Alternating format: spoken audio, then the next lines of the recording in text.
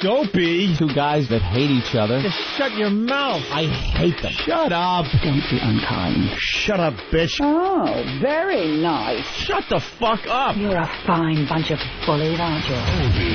I'm Opie. I could give a fuck. I'm Jim Norton, and I'm on the radio. Shut up. The Opie and Anthony Show. It's all about fun. I'd love to spit in your face. I will fucking kill you. Shut up, stupid. I'm just a zilch and I know it. Who cares? We're trying to do a fucking radio. I know what we're trying to do. I'm sitting here across from you. I understand that. The Opie and Anthony Show. Despicable asshat. And these dummies that work for us. You guys stink. Ben looks like a tall baby. Always laughing in the wrong places. Ben, where's the coffee? You rock. Hopefully he's going through a car wash with his mouth open. And there's Steve. Steve is a piece of garbage. And you stink. You are cordially invited to a robbery rape. This is family entertainment. This show is a disaster. Opie and Anthony Show. If you have any poo, fling it now. But enough of this palaver. Let's get the show on the road.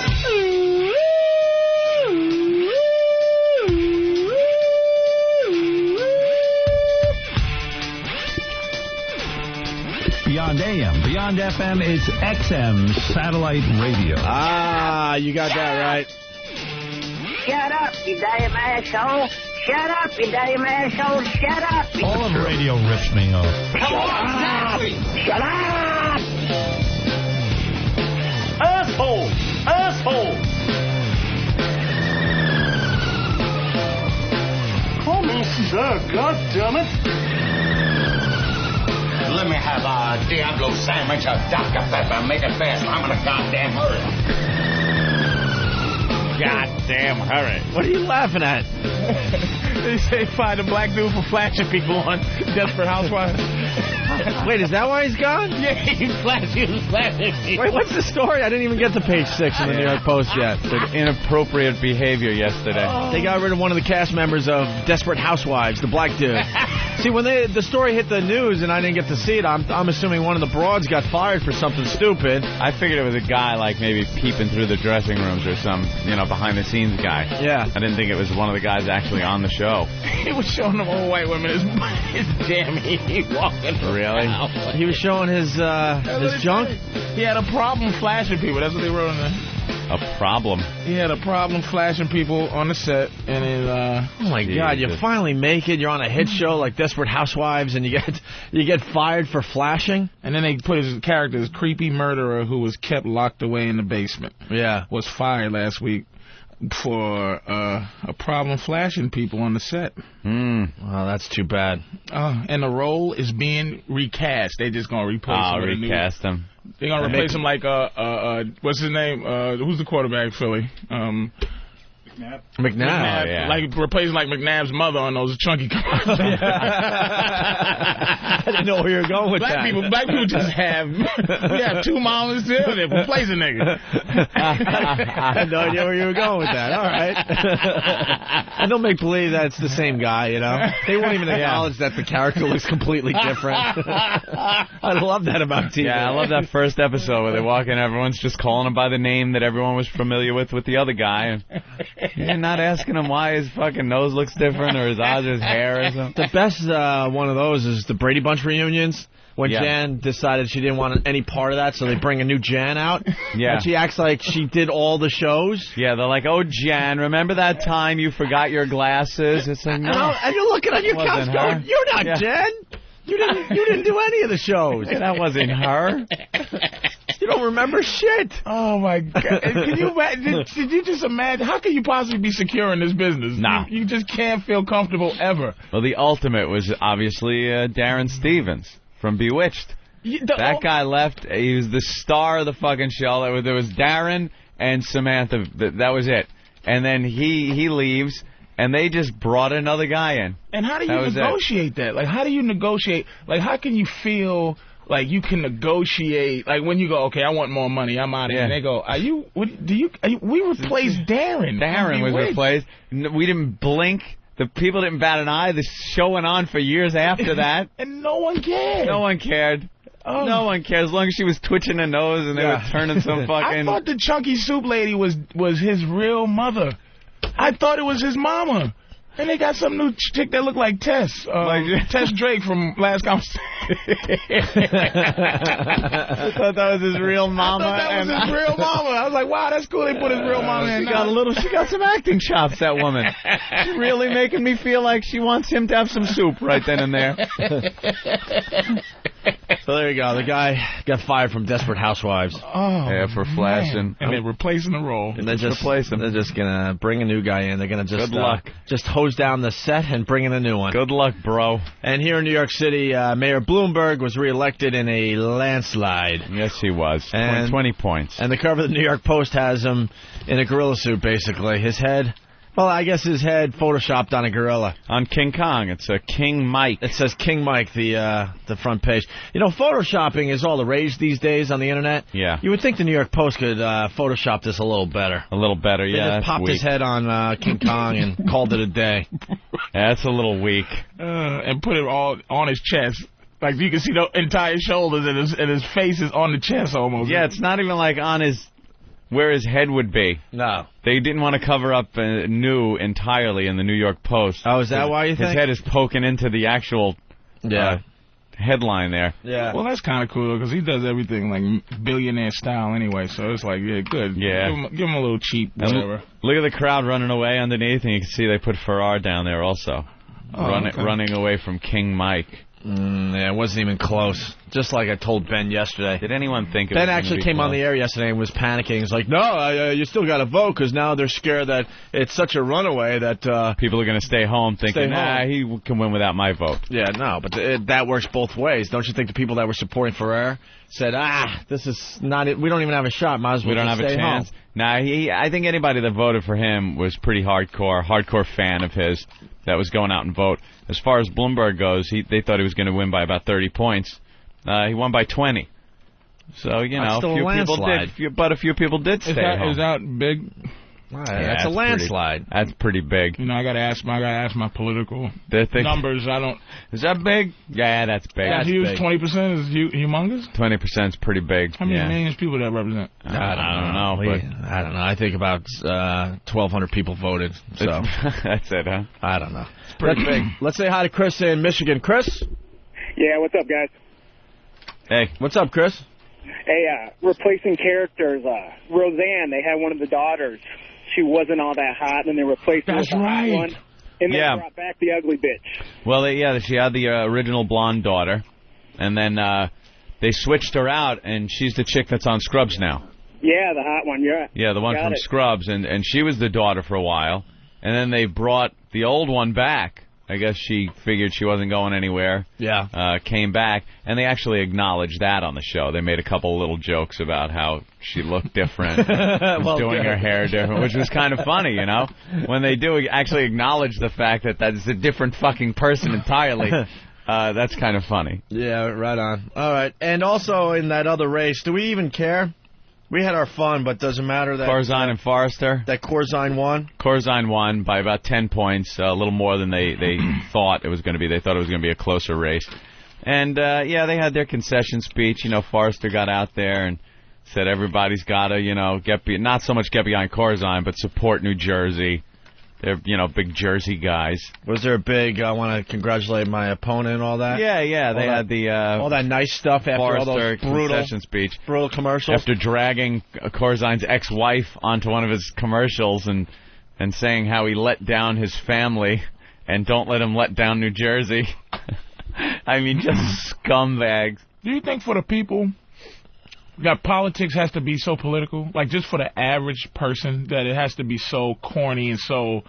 Like, why can't he just go, look, man, vote for me, like, because I'm Puerto Rican. Like, he couldn't get out there and just go, look, this guy got a lot of money and I'm Puerto Rican, help. It's got to be... Well, Ferrer got out there and he was saying, there are two New Yorks and we must address both of them, not just the wealthy, like trying to bash Bloomberg that he's got all the money in the world and he's... not paying attention to the lower class or even the middle class. And Farrar's whole platform was he'll unite all of New York. Bloomberg's done fine. It's not like he's really neglecting the poor in favor of the rich. The guy's got more money than God. He bought Magic Johnson. He does, yeah. And you can see Magic had nothing. He just was bought. Magic was like, I love this guy. People said I would never have a theater in Harlem. And now I do. Thank you, Mike Bloomberg. Starbucks I own. All right now.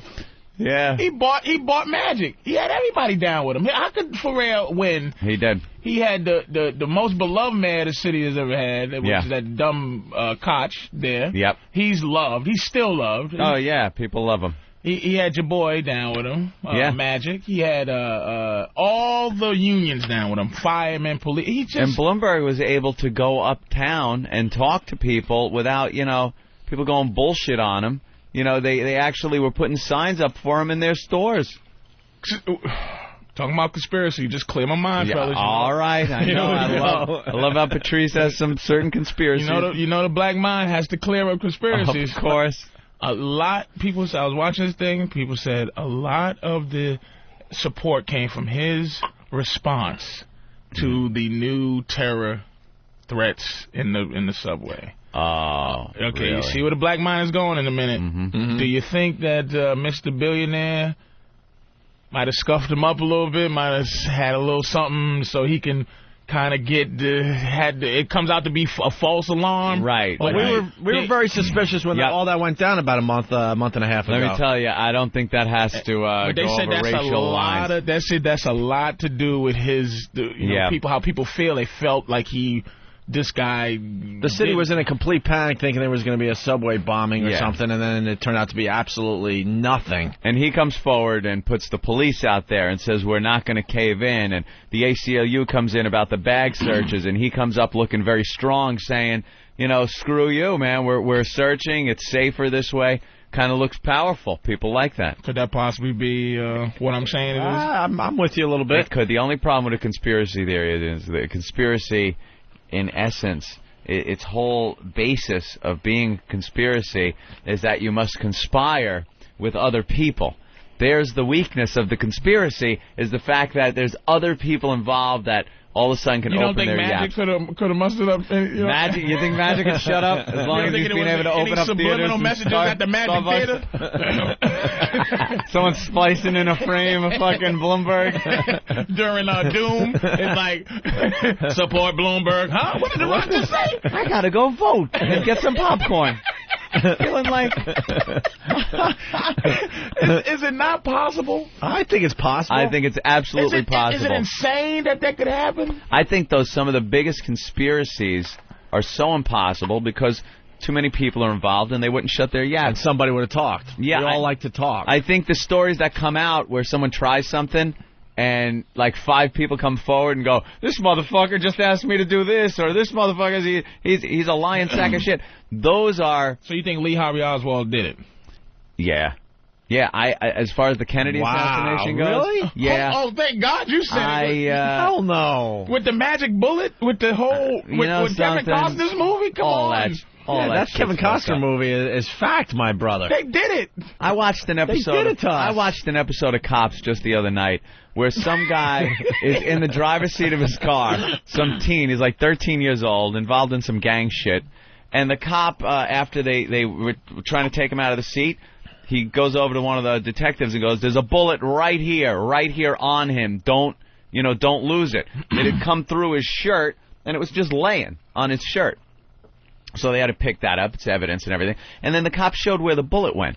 He goes, "You look here, there's a hole in the license plate, in the rear license plate."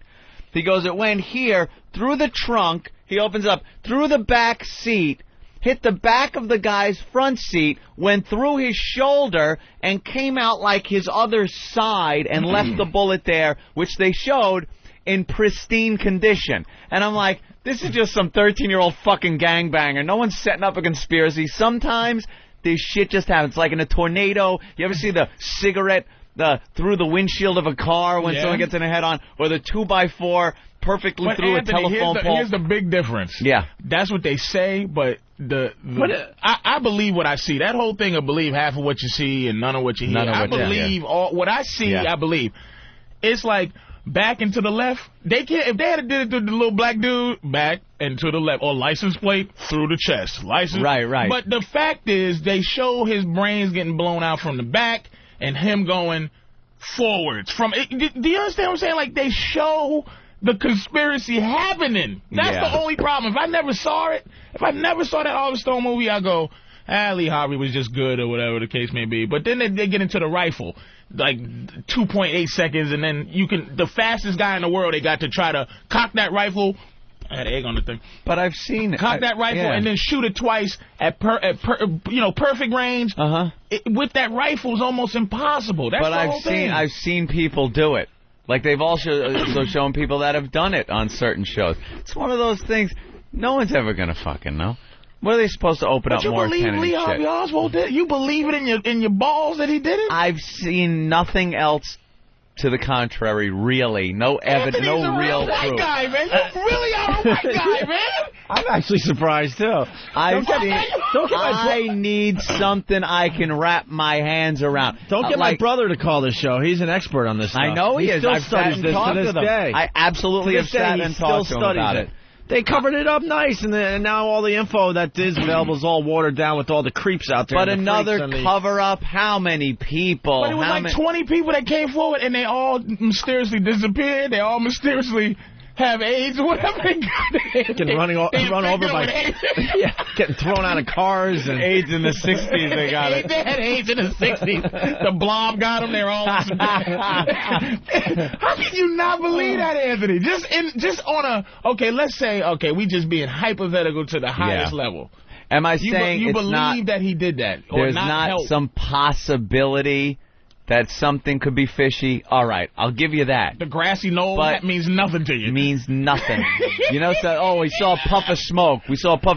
Everyone was... There were 5-year-olds smoking cigarettes back then. Could have just been someone puffing out a cigarette. Everyone smoked back then. I think the Mafia was so powerful back then, they had him killed. The Mafia was very powerful back then. I didn't believe the Mafia knocked him off. Well, what about why wouldn't Oswald, a communist, have some problem with Kennedy and want him just shoot him? I think they just got him involved. That good old word Patsy? You don't believe none of that either. I'm not buying. They just got him involved.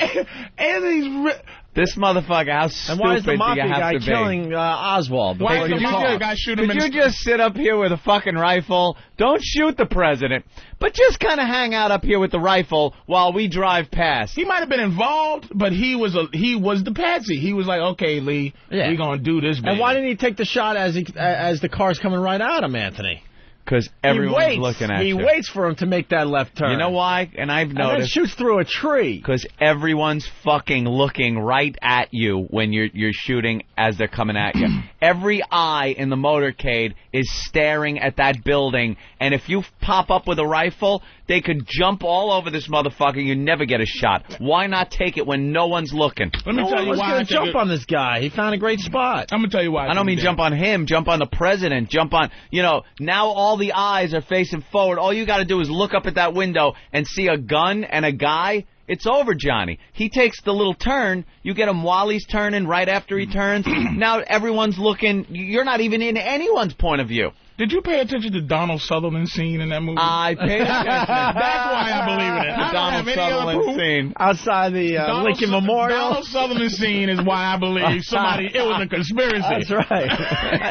I don't care. I have never read a thing about that goddamn thing. I said, some cracker killed another cracker. But when I saw Donald Sutherland's scene in that movie, I said, God damn, it happened. It's scary that you're getting all your info from movies. Oliver Stone movie, too. The Terminator's real, too, baby. Well, let's, I don't know, let's move on. We could argue that all day long. Eric in Colorado, what's up? Hey, boys, talking about the election results. How'd Bernie do yesterday? Yeah, how did Bernie Getz do? That's the only reason he doesn't do our show anymore. Bernie was running for mayor, and then he was running for some other office when he realized that mayor was futile. Oh, really? Yeah, he started wanting to run for... Ben, any idea what else he was running for? I tried Comptroller? I don't know what he was running for. I've been trying to get a hold of Bernie for the last couple of weeks to get him on with the campaign.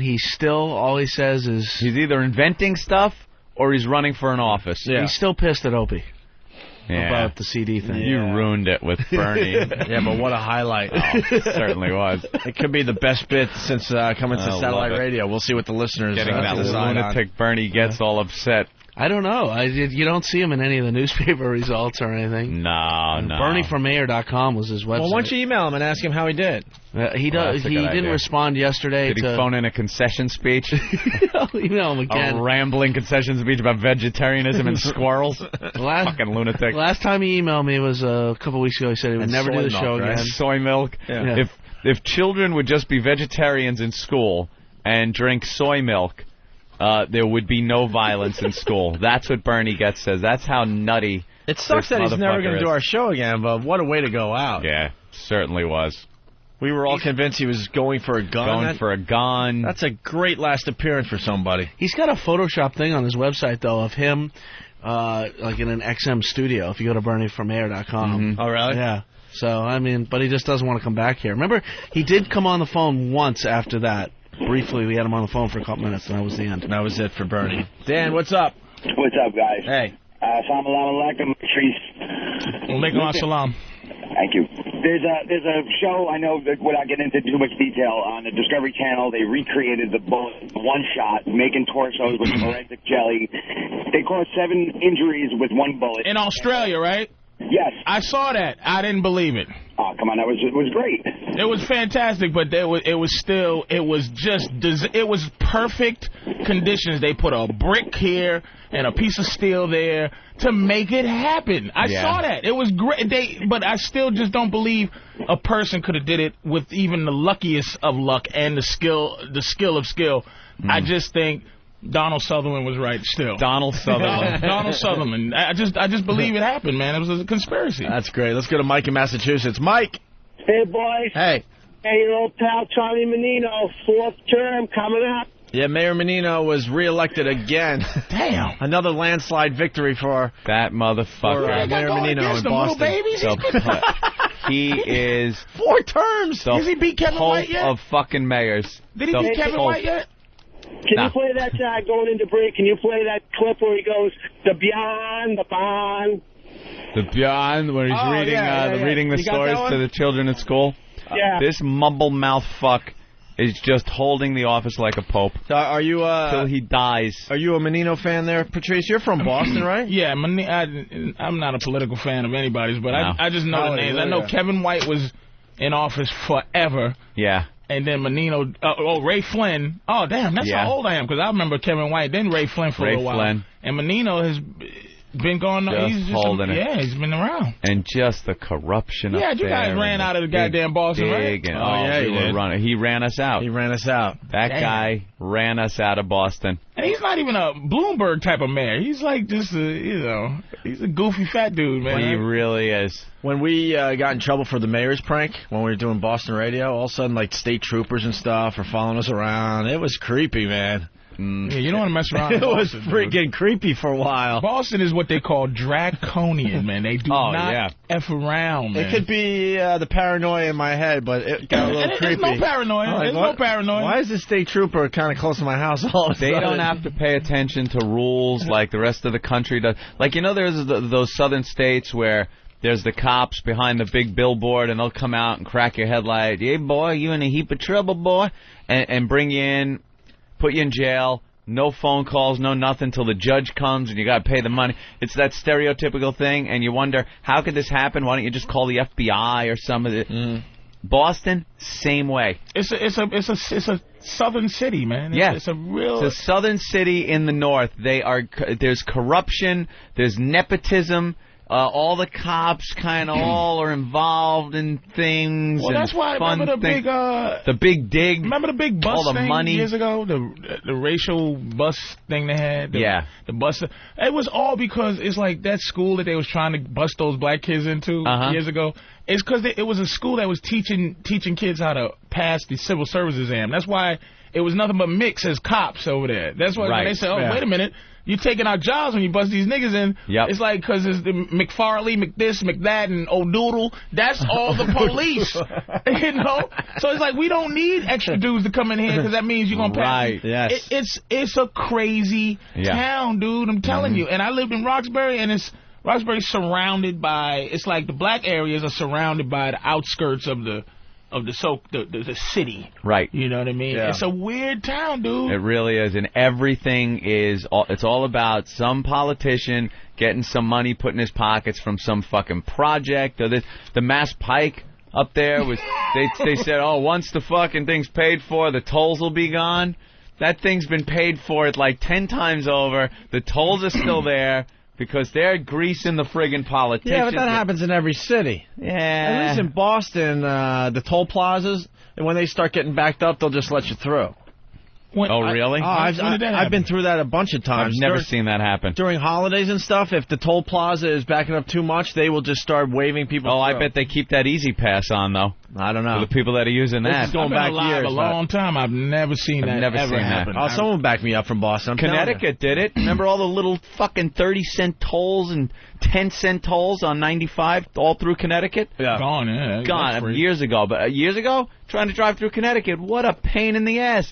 Oh, Greenwich, a dime. Click. That was worth the friggin' half hour sitting in traffic. You do the Mass Pike to what? To come back to New York? What's the 91? 91? Yeah. So you go 80, the Mass Pike to 84 to 91. All right. So the toll plaza hitting 84, they will open it up during holidays. I've never seen it. Someone will definitely back me up on this. Never ever. I've been up there a million times. I can't imagine that. By the way, I found the clip of the fine mayor of Boston. Mayor telling his bedtime stories. Everyone could have fun with this because we call him Mumbles Menino. The guy can't talk, and this is the clip that guy just requested.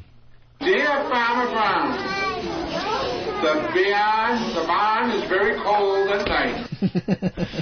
Dear Farmer Brown, the beyond. That's the mayor of Boston. He was just saying like biatch. The beyond biatch. Who's going up against him? I can beat him. I'm going. You know what? I'm going to run for office. You're going to give it a whirl up there? I'm going to give it a whirl. Here's another. Good luck, if I can stay alive. Yeah. Here's another clip. But I also say, anyone who does this work, it's not for money. I don't do it for money. Let me tell you that much. I see my friends and what they're doing in life. I say, my God. I grew up in the streets of Hyde Park.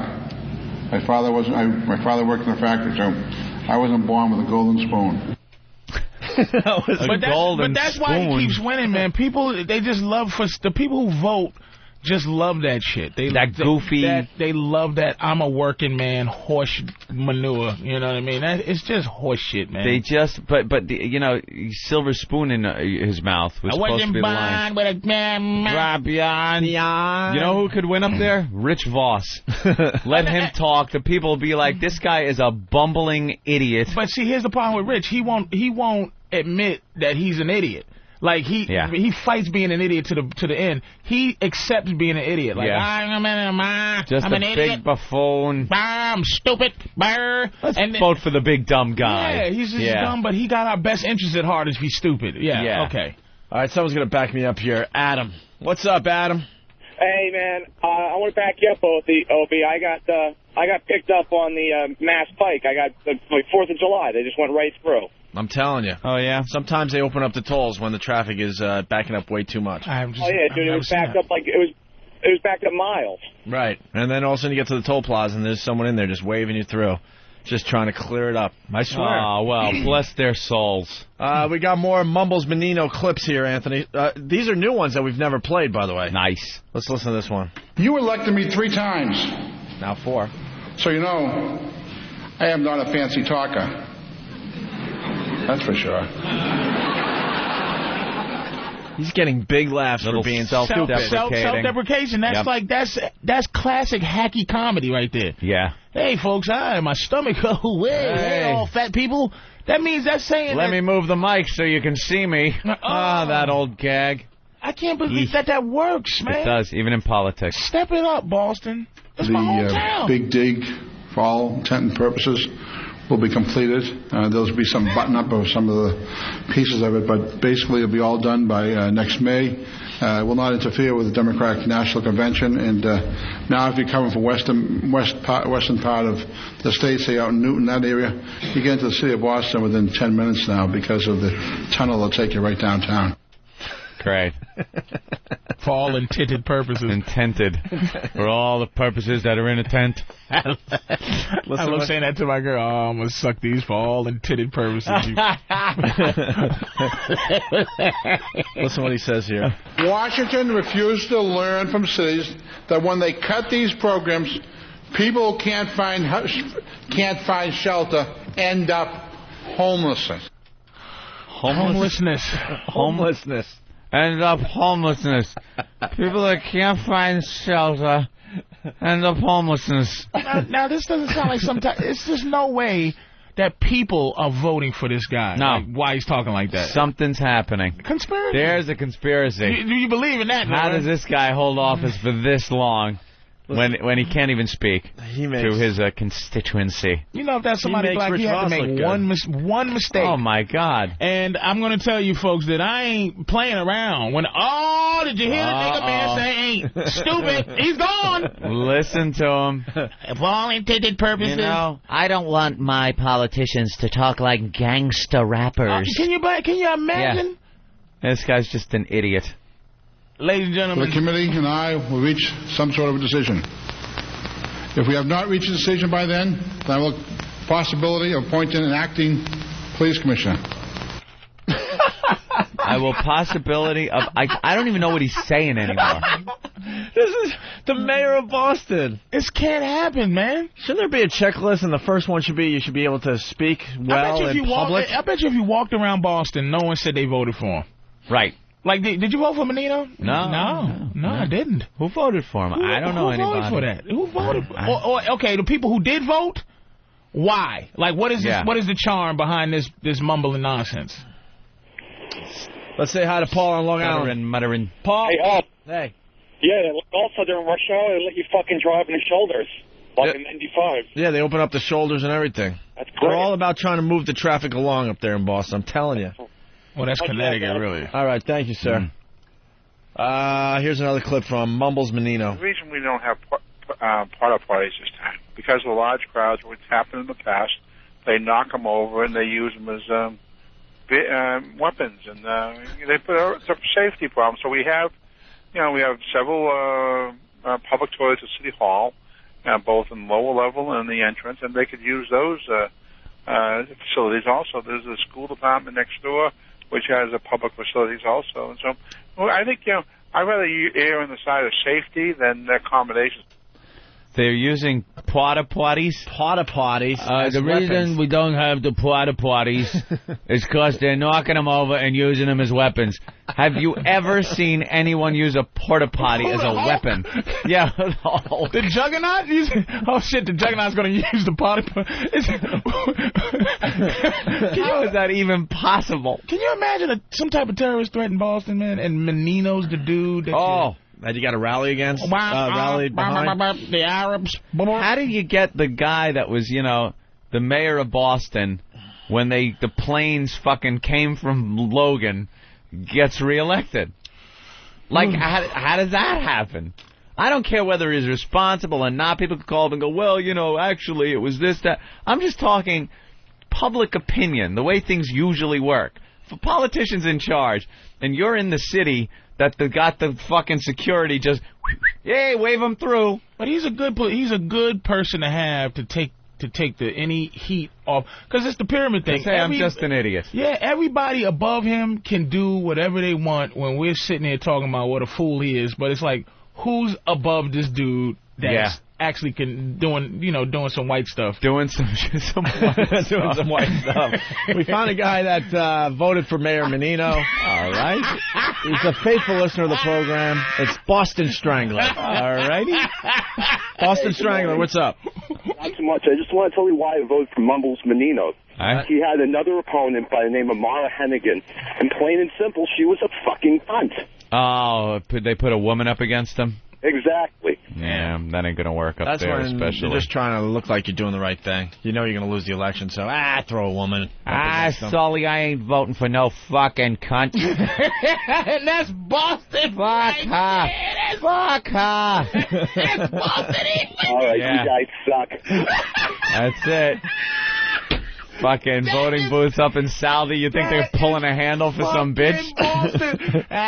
Fucking cunt. Fuck her. She should be at home cooking dinner and raising our fucking kids. Not running for fucking mayor. Not. That's it. They don't want no bitch in there. But he never said why he voted for Menino. The reason he voted for Menino... Because he didn't want to vote for the chick. He's a fucking cunt. Fuck her. So he goes to vote. Just don't vote. Yeah, then how about don't vote? Yeah, don't vote instead of voting for... That was the only one voting for him? Mumbles Menino. Is either her or the we had a him? conversation yesterday about, will there be a black president? Will there be a woman president? Will there be a Jewish president? There'll be a Jew. There could be a Jew. Because Jews have white skin. It can possibly happen if he unjews himself. That's what I was saying to Voss yesterday. I said it's not like Shlomo Rabinowitz is going to be the first Jewish president. You see what Ferrer did? Ferrer tried to Caucasianify himself. Yeah, un-Puerto Rican himself out. Puerto Rican himself, and that's why the Puerto Ricans didn't like him. Yeah. He just un-Puerto Rican himself, but he kept that name Ferrer. You know what I'm saying? Yeah. Right. That's just like the Chinese Billy Chung and Peter Wong. Peter Wong. Peter Wong. Your name ain't Peter. Shut up. It's black presidents a long. Colin Powell may be able to. That's what I said too. I said yesterday. Until he pulled that shit with Bush. Now he's done. But the point I'm making, we had that whole discussion yesterday. The last state that's gonna hire a woman as mayor would be Boston. No, you're not gonna see that. State, city, sorry. I know. Fucking tits will get in the way when she's trying to sign a fucking bill. But that's the last Slow down the process. Fuck her. So it's almost like it's a pride thing they call the mayor Mumbles Menino. Yeah. Oh, that's his nickname. Mumbles, they call it. How could you be proud you pulled the handle for Mumbles Menino? Kooky Bloomberg. Nutty Bloomy. It's like that's who we voted nobody does that. Let's say hi. Only Boston, man. Only fucking Boston. Let's say hi to Ann in Minnesota. Ann? Hey, boys. Hey. This is fucking painful. Do not play him anymore. I could have swore he said that they were tipping over firefighters and using them as weapons. No, it's porta-potties. They were tipping over firefighters. Porta-potty. And using them as weapons. Some people actually were conducting combat with sanitation workers. Yeah, we haven't done this bit in a while. We got a few more new ones to play. Here's another one. Mumbles Menino up there in Boston. Together, we can beat prostate cancer. Oh, my God. He didn't say prostrate cancer. I think he said prospect. He didn't say prospect. He said prospect cancer. That was prostrate. Together, we can beat prostate cancer. Oh, okay. Prostrate. And I bet you that was an actual commercial, so he could have taped that a few times. You know how many people say... And cut. Ready? Action. Together. Yeah. We can be prostate cancer. Yeah, I want to hear the other outtake. Cut. If prostrate's the one they used. You can't call him man. You fucking idiot. Together, we could beat porcupine cancer. Fucking dolt. Well, it's all about Boston all of a sudden. Let's say hi to Mike in Boston. Mike? How's it guys going today? Hey, Mikey. Hey, Mike. Hey, the big problem with the women in Boston is Jane Twift ruined it for everyone up there. Why? I don't know the story, sir. Jane Twift was the governor before Mitt Romney had a kid and was out for like 3-4 months. Oh, yeah. Oh, yeah. She got into office and then she ended up taking maternity leave. That's right. Yeah, you can't. That's a long time. Right, Hey, okay. Patrice, why don't you run for mayor of Boston? Because I'll get shot in the face. Yeah, that'll work. You going to vote for me? Where am I go? Go to Southie and Newton? Just be goofy. Hey, I'm running for mayor. I got a mumble. Let's say hi to... Last bitch couldn't even hold a fucking job down. She had to go on maternity fucking leave. Stupid. Couldn't keep her fucking legs closed. She's got to get knocked up. Can't even finish the goddamn fucking job we voted her in for. Fuck her. Fuck her in a fucking cunt.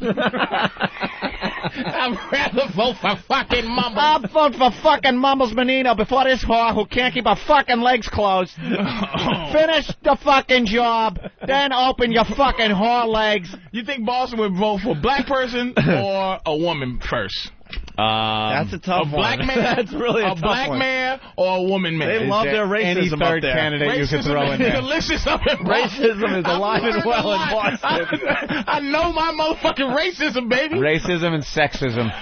Oh, it is huge. It is amazing. You go downtown Boston, you don't see a black person anywhere. You do see black people go downtown, but not it's many. a weird town. And then they got the Jewish people in their area. They got the Irish in their area. The Italians over here. The blacks over there. Town, and Boston everybody has a town. Yeah. It's like and you don't cross over. Usually everybody lives in New York. Everyone lives together. Yeah. Then there's towns you can go to. If you want to go to Harlem, you go to Harlem. You go to Chinatown. You go down to Canal Street. But the city itself is like mixed. It's all mixed. Everyone's walking from one area to another.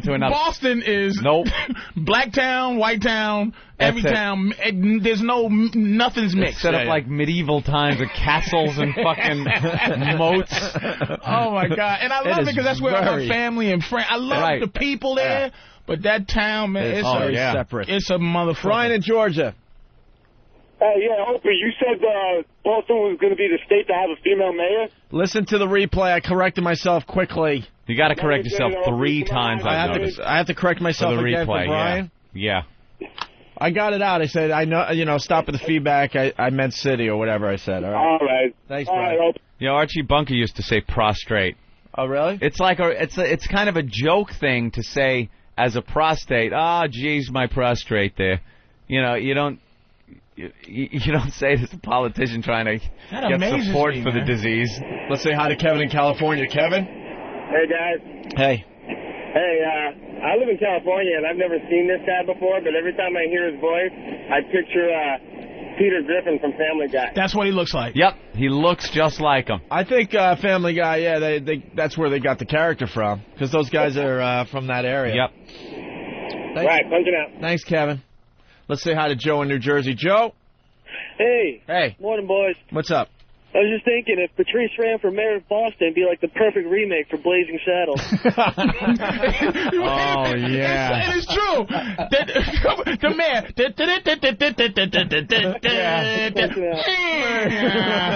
They roll up the fucking banner. It's the new mayor, baby. I'm the new mayor of Boston. What's up, baby? Give it up for yourselves. Give me a big round of applause. I'm the new mayor. I'm going to watch that movie again tonight. And ain't it a fine day today? Any white woman that cook me something to eat? Because I'm an unmarried man up in this bitch. Any of you white bitches in Boston, I'm hungry. That is just a one-of-a-kind city, and one of those Pope glass, those bulletproof Pope things. Yeah. Now, you hungry, better listen to me now. Ain't no more big dig up in this motherfucker. People with their jaws on the ground. What the fuck is this shit? Is this thing on? You hear that? That microphone. Pat from wherever you are. Pat, go ahead. Hey, up in Boston, if you put a black guy against a white girl, that's when we stay home and not vote. Yeah, you can imagine. That's when no one will vote. That'll be some shit. Come on, man. Who would you vote for? Tell the truth. I got qualified man, qualified black man, or qualified white woman. I got audio of Election Day. Let me think. If that went down, here's the audio. Oh. We're here at the polls, waiting. There's 3 minutes left to vote, and it's anyone's race. Just need one person to vote. With 0% of the votes in, we have 0-0. Come on, it's just going to take one person. Well, there are still a couple more precincts that need to report. Let's now go to precinct 3, and yeah, that's all right. Our candidates Because eagerly awaiting at their headquarters the results of this race. I Because I'd win because I say, look, I told any friend I got, listen, go down there and scare all the white bitches in the boat. Pull the handle. Pull the handle. We got more Mumbles Menino audio. The rest of the country enjoying this today. Yeah. You know, we have a fair share of that the operating budget, and we're going to look into all the red line, the yellow line, the orange line, the blue line. God, the reporter's asking a question, and she's just laughing at him. Openly laughing at him. Laughing at him. And he's trying to be serious there.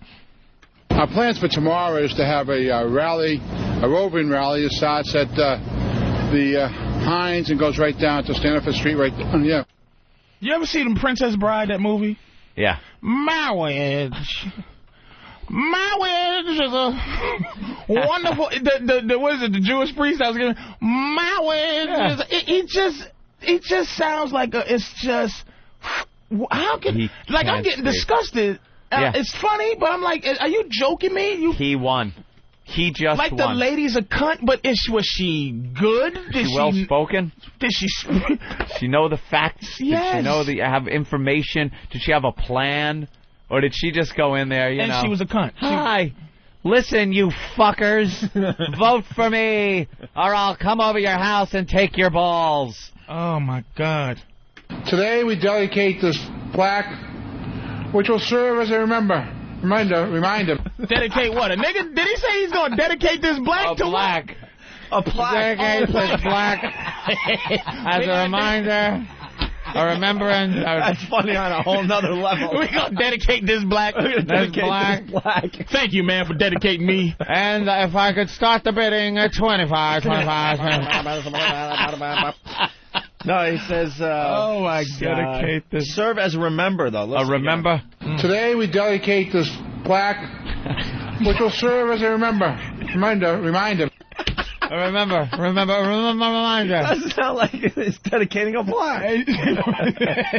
Is he just off the cuff every time? Ladies and gentlemen, the black. Thank you. The black. Thank you very much. I appreciate being dedicated. I will take this honor and do what I can. Thank you. Tomorrow we'll dedicate a Jew. As a reminder. Remember, the guy is winging it all the time. Speechwriter, fuck him, who needs one? It sounds like he's going out and just riffing. He's riffing every time. That's amazing. We got a guy from Southie calling in. Shit. Jeff All right. From Southie, what's up? Hey, what's happening, guys? Hey. You know, listen, I didn't vote for that bitch because I didn't see one campaign issue on that lady, you know? Really? I only knew Menino. I didn't know who the hell that chick Laura was. I mean, being from Southie, they don't put anything up with chicks around, you know, unless it's at the fucking bars, you know? Yeah. Maybe she should have gone with the urinal posters from, like we have. Where you from, D Street? 8th and Broadway. Can I come over there yet? You might be able to. You know? Oh, you're getting a little weak now. I couldn't even drive through there by mistake. It best be a day where nothing happens there. No crime, no missing kids, no nothing. Because you'd be dragged off in a second. Oh, Southie, man. Good memories, man. Good goddamn memories. Oh, I want to hear this clip one more time. Today we dedicate this plaque, which will serve as a reminder. A reminder that we used to own them. A reminder that they should be slaves again. Dedicate this black. And where will it actually start? And will the duck boats go out onto the Charles? No, we can't put skates on the ducks, so we're not going on the Charles. God damn. We can't put skates on the ducks. We're trying. You know what? Thank you, Opie, because this may have to have them do a recount. Yeah. And just do it again. New vote. New vote for people in Boston listening to this. How many terms? This is 4. 4 That's 16 terms. years. 16 years this guy has been running that city. If I got a girl pregnant when I was supposed to, my kid would be close to the age of voting, and he'd still be voting for this goddamn idiot. Well, I'm telling him to go to school and learn how to speak well, or you won't get hired by white people out there. And there he is. You guys want to hear just a couple more? I love him. And someone else asked if you'd be interested in running for Senator Kerry's seat should he win the nomination. Let me just say, I will not be a candidate I'll seek, but I'll accept a draft. I will not be a candidation or seek. Well, he's trying to say that. He's trying to do that famous Lyndon B. Johnson speech. Do you know what it is? I will not seek, nor will I accept your nomination for President of the United States of America. And this is Menino's impression of that. And someone else asked if you'd be interested in running for Senator Kerry's seat should he win the nomination. Let me just say, I will not be a candidate I'll seek, but I'll accept a draft. Be candidation. And then he like candidation. He's getting big laughs because they're laughing right at him because he's still trying to do jokes.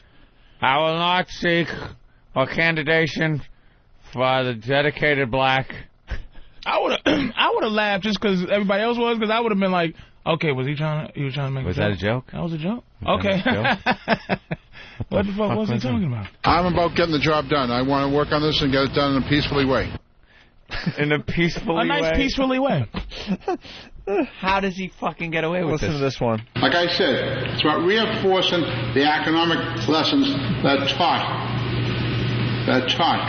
during the school day. The acronomic lesson? What did he say? Economic. Economic? It sounded like acronomic. I'm sure he meant economic. Commissioner Evans is going across the pond. That's true. Go across the pond. Pick up a dog. Oh. I know that Billy Bulger is president of University of Mass now, of which I am alumnus. President of University of Mass. That tongue is just battling with his teeth. There's a fucking UFC match going on in his mouth. Does it sound like it? Down syndrome tongue. That's a regular man just born with a syndrome tongue. Big fat tongue, just duking it, just putting a submission hold on his teeth and gums while he tries to speak, and his tongue taps out. Oh my God! You go to any neighborhood of Boston, there's artist living space, artist lofts. There's so many part of this, the architectural, the media part. The color dude was going to say what? I think so. This is how we will continue to grow the city's job base by being proactive, strategic, smart, and aggressive. Smart, huh? Smart. All right, I think we're just about done here. Boston is a majority city. What? One or the other. What's a minority-majority city? Reagan believed the buck stops here. Those of us who are leaders live by the principle as well. Didn't Truman say the buck stops here? Wasn't that Truman? You know, I think people just... It was Reagan. Like Reagan said, I have not yet begun to fight. They must just listen to him like the people listen to him and go, all right, who's going to be running against us this year? A cunt. All right. We win. You know, we need in Boston. Is there like some qualified white guy that can just beat him? Qualified, apparently not. Irish can beat this guy.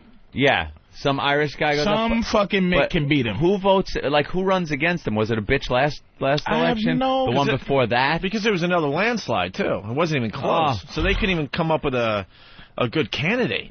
Anybody to go up against? Like Rutherford B. Hayes said, I speak loudly and carry a black stick. Brother B. Hayes. Brother B. Hayes. Well, if there's 911, if there's something suspicious out there, call 911. That's the emergency line in the city of Boston. Ain't that a bitch? That's the emergency line for the city anywhere. Everywhere. In city Boston. It's something we came up with here. It's brand new. We all know that to complete a major project like this takes real teamwork. So let me start by thanking our federal and state partners along with our congressional delegation for standing by us. Delegation. I think that's delegation, isn't it? Delegation. He talks like Popeye, the delegation. Well, the big things is almost complete. I want to move on, but this stuff is too good. It's crazy. Listen to this one. We got big problems. AT&T, they're sponsoring, this whole summer program with me, and you want Sprint to come in and do something. They do diddly dunk. They do diddly dunk? Diddly duck? Dunk? Dunk. All right, I guess we're done. That's a harsh one. Fuck, man. That's some good shit. That's one thing that really fries my nose. Fries my nose? Fries my nose? Oh, goodness. Yeah, hope burns eternal in Boston, and every year we start off, we hope World Series championship. Last year we got to the 5th game, and maybe this is the year. Of course, he's got to talk about the Sox. I have did my duty, and I did it last Tuesday, man. I can't believe I'm ahead of the schedule. He did his duty last Tuesday. All right, you got to end up on an up note, so here you go. The vice president is saying is heightening the intensity, it seems, a little bit here. What's your level of concern? Well, our intelligence unit is working with the state, federal officials, keeping us informed if there's any heightening of our security in the city of Boston. We're working with the federal officials to give us the information that we might need. Do you think they're playing politics, sir? I'm not saying they're playing politics. I don't have the intelligence they have. Yeah, well, no you shit. certainly don't. All right. Well, congratulations, Boston. Yes. Boston, Mass. There he is. There's your man. There's your man. It takes me leaving Boston, like moving somewhere else to just go, wow, man. What the fuck? I would have been such an activist if I gave a shit while I was there. If you cared. Hey, at least it wasn't that fucking cunt. That's all I'm saying. Menino, he might not be the best guy for the job, but he doesn't have a fucking cunt. That was her thing. That was his paid for by Menino. Yeah. Don't vote for her. She's a cunt. Paid for by friends of Menino. Paid for by. Let's say hi to Ray in Texas. Ray, what's up? Hey, Ray. Hey, guys, how you doing? All right. Hey, guys, can you keep Patrice there? I mean, the show is terrific with him. I'm not trying to dog Jimmy out or anything, but I mean, Patrice is great. The show is great with him. We love having Patrice on. Yeah, Patrice is going to be in the rest of the week there. So. And when Jimmy abandons ship and leaves us, I'll replace him, and they'll just replace Jimmy, and I'll be the new Jim Norton. That's right. They'll call me Jim. Just Jimmy. It happens on TV. Give it up for Jim Norton. It's the radio. Fuck it. What's up, everybody? No one's seen it. It's Jimmy Norton. When Jimmy eventually moves on, yes, that's exactly what we'll do. Jimmy will have a successful TV show. No time for the radio. We'll just call him Jimmy Norton. Flashing somebody somewhere. He's gonna get... Look at how we brought the whole first break all the way back around. Right around. That's what we do. That's why we're brilliant. Will he have an end as credit? Huh? Will he have the Hold on. Ray, hold on. We're saying something here. End as credit and Patrice O'Neal as Jimmy Norton? Will it be a credit like that? Because no, we just gotta make believe. Do we just call him Jimmy Norton? Yeah, we gotta just make believe he was here the whole time. Okay. We'll play some type of goofy sitcom music. Like I'll come in like the Flintstones. And we can reference old shit that Jimmy actually did, and you can talk about it like it's familiar to you. Yeah, like I remember that. Oh man, remember that hooker peed on you? Yep. Yeah. Yep. That shit was a bitch. All right. Guys, punch it out. Thanks, Ray. Well, Patrice will be in the rest of the week here. With that, we should take our first break. Oh, go to Dirk? Yeah, all right. In honor of Anthony's little impression there. Oh. It's a great new impression. The dude from Southie. Oh, please. So they used to live next door to that fucking guy. Why don't we play this and we'll continue? Oh, there are several ways to irritate a lady. You could mention that her act's gone out of style. Oh, that's sure to get her miffed. It's bound to cause a tiff. But here's a little trick to go the extra mile. Give her just a little kick in the cunt. A kick in the cunt? Ah, kick in the cunt. That's about a nice kick in the cunt. You'll sure have a stunt if you go for the punt with a jolly good kick in the cunt. Now a lady of grace will show utter distaste for a slur or a randy suggestion. But if you call her a whore, it may do nothing more than make a subtle change in her complexion. So give her a kick in the cunt. A kick in the cunt? Ah, kick in the cunt. As about a lovely kick in the cunt, eh? If you aim to annoy, there's no better ploy than a rousing good kick in the cunt. Now you might want to suck her a club in the choppers, a shock up and making a grab at a knockers, but she'll call the coppers and you'll in the jail where you eat bread and water and shit in a pail. So if you've enough of a womanly guff, no need to be rough, it'll be quite enough to call her bluff with a huff and a puff, just stuff your foot straight into her muff. Just an old-fashioned kick in the cunt. A kick in the cunt, a kick in the cunt. As about a nice kick in the cunt. You'll sure have a stumped when you go for the punt with a jolly good kick in the cunt. I can't find a bra that will holster my massive hooters. I'm very proud of my big toe. Thank God for Whip 'em Out Wednesday.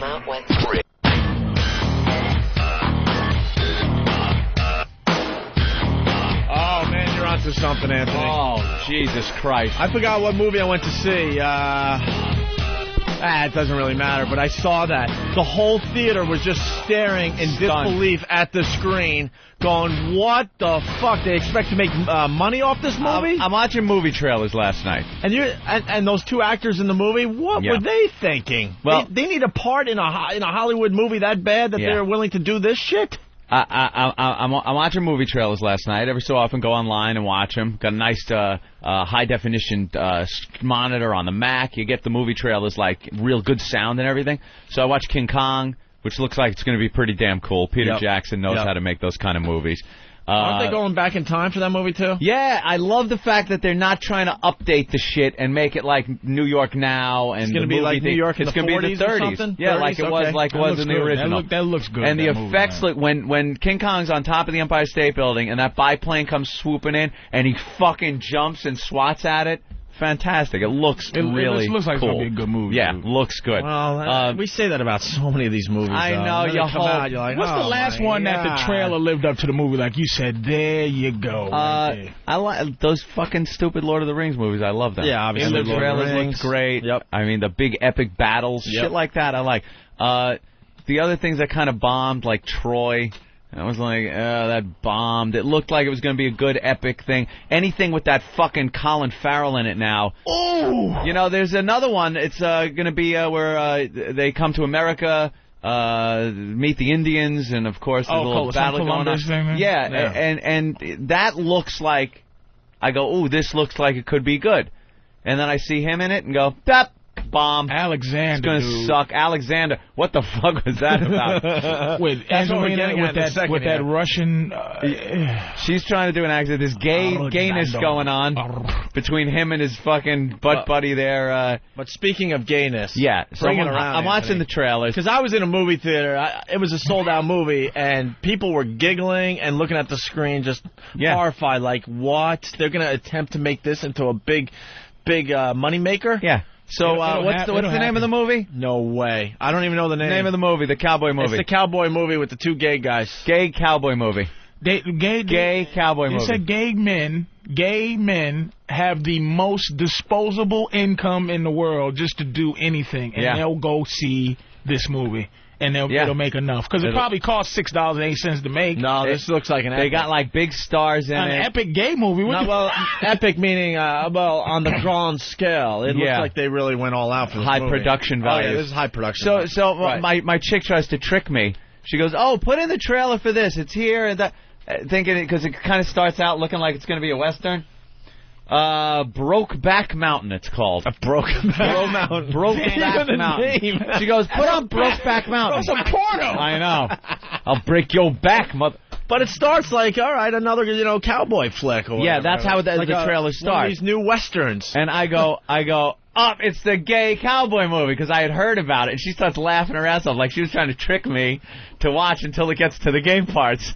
The gay parts are very, very apparently, it's just two guys that are cowboys or something. They go out fishing or whatever they're doing out on the plains there. It's modern times. It's not like an oldie time thing. And they apparently have girlfriends or they're married or something. They're doing this on the DL, I guess. Oh, so it's the DL.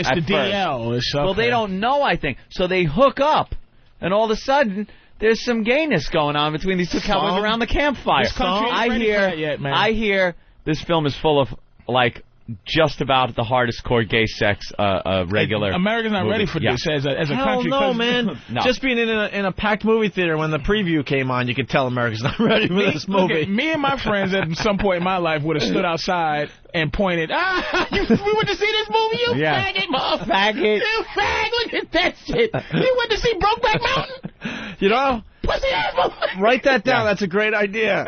Opening night. Just send somebody. Yeah, you went to see Brokeback Mountain? You faggot. You mother... No, you don't interview the obvious ones. You interview the guy that's with his chick. Yeah, like, his chick. Why are you here?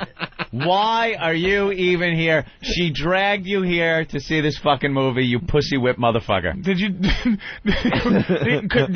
you make a deal with her to go see Bushface Boulevard, bitch? Can I go see some lesbians? Yeah, where's the dyke movie? Yeah, you try to drag a chick for that. Off? Oh. I would not. What you get in return is what I want to know. But a real dyke movie would be Dyke. So this English comic said the funniest joke is like, people think we want to see lesbians have sex. He said, no, we want to see pretty girls. Right. Pretty if it was girls. a lesbian movie, it'd be a bunch of, flannel shirts and crew cuts. Rosie O'Donnell's, you know what I mean? No. Who's in this movie? There's that guy that's just in Jarhead. Heath Ledger. No! It's Heath Ledger and the guy in Jarhead. Jake Gyllenhaal? Yeah, that guy. And him and Heath Ledger have some heavy gay sex scenes in this. Hey, man, you would think Heath Ledger has a ton of scripts that he's reading. No? No, Heath Ledger is... But the other guy is up and coming now. So this is what happens when you fall off the Hollywood map. Well, you start considering these advice. roles? You can tell this is advice for Jake, because he plays... It's to show... Because they're trying to make a push for this guy that to be a he's star. Diverse. Now, he's in Jarhead as the ultimate dude. Yeah. Now it's like with some good timing, he's going to come out as the ultimate... The gay movie. You know what? Kind of thing going on. I bet you his people had that all figured out. Look, you want my boy to do the gay movie, he's doing Jarhead too. Oh, you think that's it? Oh, without a doubt. Because at least he could go like, look over here, I did this as well. Hello. So the trailer starts off. off. Always makes money. Like, yeah. That's why I played a sissy in the cut. You certainly did. I was a sissy just because I go, now I'm a thespian. I'm just a fat sissy. Look at how versatile I am. That movie was a flop. I'm just a sissy on film for no reason.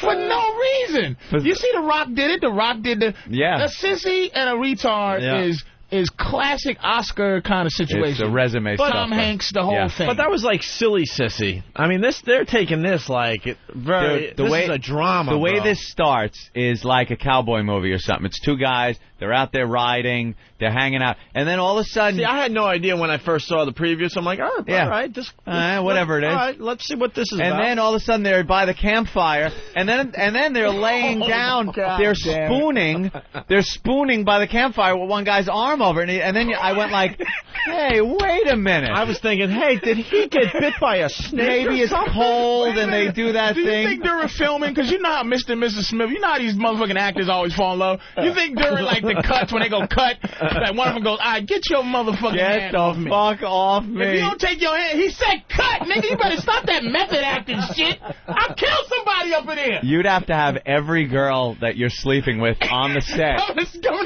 the set watching, so you can just look at her and go, I'm fucking her, people. And cut. Come here, bitch. Yeah. Come on. Start giving me a hand. Now, you see, Jake, this ain't happening. Which actor went like 1 second too long? Too long? Where the other guy's like, what the fuck? Is he into this? The Stanislavski method? And then they show him back home with their girls. Yeah. Apparently, wives maybe even, because I don't know. One of them is having a kid. I think this takes place over many years. Over the course of some time. Because then every year they go out. They go out and do this fishing trip. I think it's where like they get that old to see movie each other. seems like old times. Yeah. Where Alan Alda, I think it was Alan Alda, gets together with that broad once a year and then goes back to his regular life. But then some people start getting on to what's going on, and the wife is like, I don't think you're fishing up there. And other people, I think apparently one of the guy's fathers maybe, or some adult figure, is saying, his suspicions. And there's one scene where one of the guys takes the other guy's shirt on the hanger, and he's hugging it and smelling it, and that's when I just lost it. How are you going to promote this movie, man? Now Heath Ledger. Oh God, no! What is this? Oh, what are you showing? What is this? It's clips from the movie. Oh, that's from Jarhead.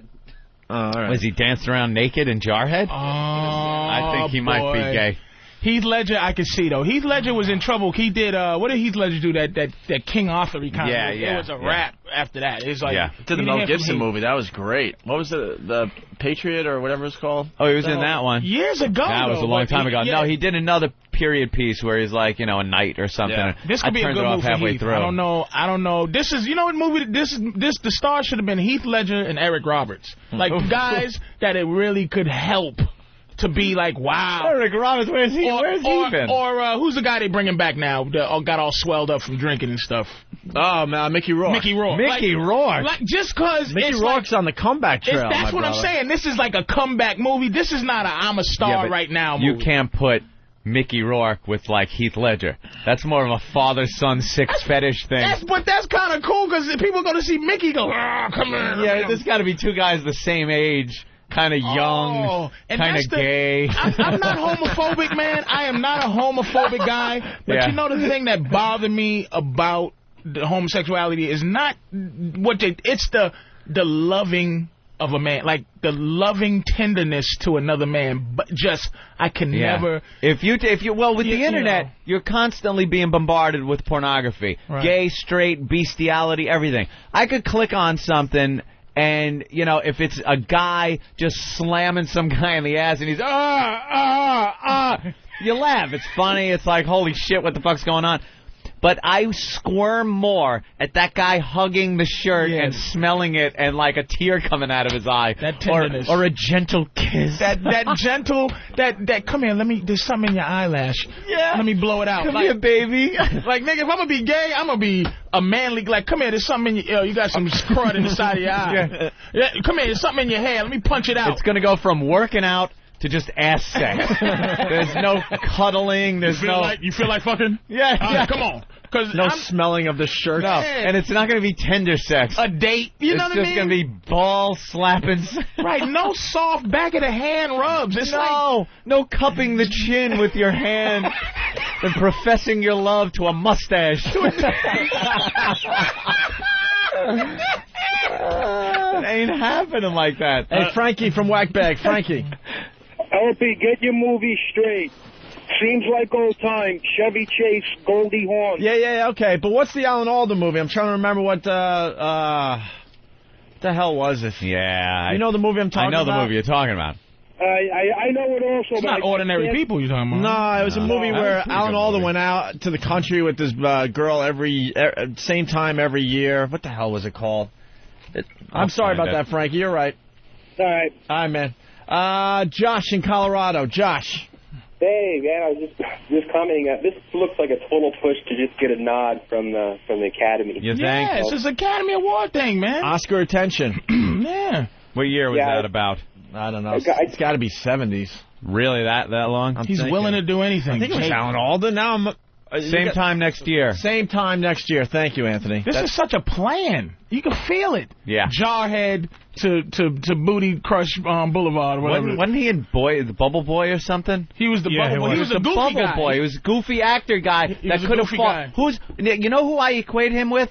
Or at least I did before he started catching on now? Who's married to the one from Friends? Yeah. David Arquette. I put him in the same class as David Arquette until, all of a sudden he's popping up in all these movies. The Day After Tomorrow was his, I'm not a goofy guy. Right, push. not a goofy guy. But the guy from Amityville Horror, the remake, all of a sudden, he's not goofy. He was in Blade 2 and Amityville Horror. Right. Yeah. What's his name? All of a sudden, he's not a goofy guy. How did it happen? Yeah, he was in that When did National Michael Lampoon movie. Keaton not become a goofy guy? When did he become... Yeah, but he fell off the face of the earth. What's he doing? He did that bomb, that horror movie bomb about the static and the dead people coming through. And that was noise? it. Yeah. White noise. White noise. Jesus. Why has it got to be white noise? We got the trailer. Well, the trailer's 2 minutes long. It's mostly dramatic music and text. So I just tried to grab a little bit with dialogue. Oh, so you went right to the gayness? A little suggestive.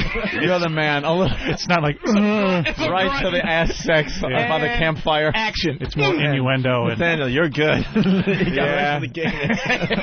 Get to the gayness. All right, I don't know if this is going to work on. We don't know. We try shit out. I'm sure a lot of you have seen the trailer by now if you've been to the movie theater. We're dead. Boy sure found a way to make the time pass up there. You don't go up there to fish. You don't know nothing about it.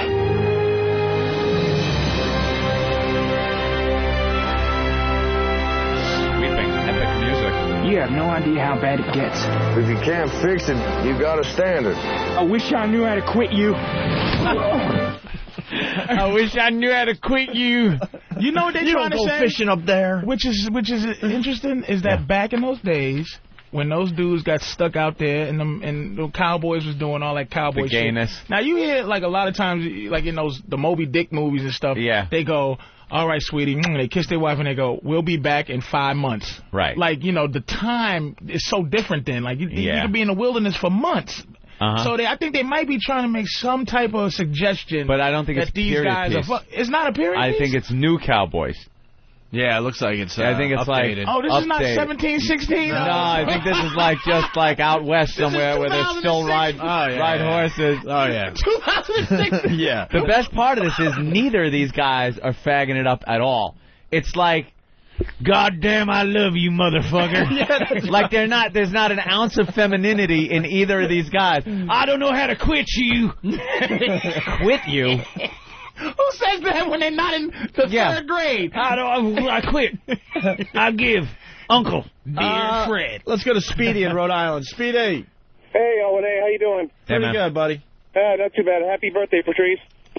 Hey, Anthony, I think you can relate to this because, the guys went fishing. They went back to the treehouse. I said to the other, punch it up, boys. Yeah, I used to ride horses and stuff out west with this guy, Richard, go fishing with him. This is one of my favorite stories of all time, by the way, Patrice. And we would camp out, do things like that. This is when we were, in our early teens. And I remember one night we decided we were going to the ranch where we kept the horses and stuff, obviously, and stay in the treehouse. So we go up into the treehouse to stay in the treehouse overnight. And it usually amounted to hanging out, drinking some beers, and talking about girls or whatever. So I'm just kind of laying there, and conversation's over. I'm pretty much thinking it's time to go to sleep in the treehouse. And I hear like this whispering that I can't quite make out. And I'm laying there, and then I hear, can I suck your cock? So I'm laying there, and it's pitch black. There's no light, like fucking, out west, too. I mean, there's just total darkness. I hear, and this has been my best friend for years now, since we were like, very Still early best teens friends. up until, Still good friends. Yeah, I mean, we hang out on a daily basis. This is every day. We'd hang out. And, can I suck your cock? And I'm laying there going, just make believe you fell asleep. Just make... He did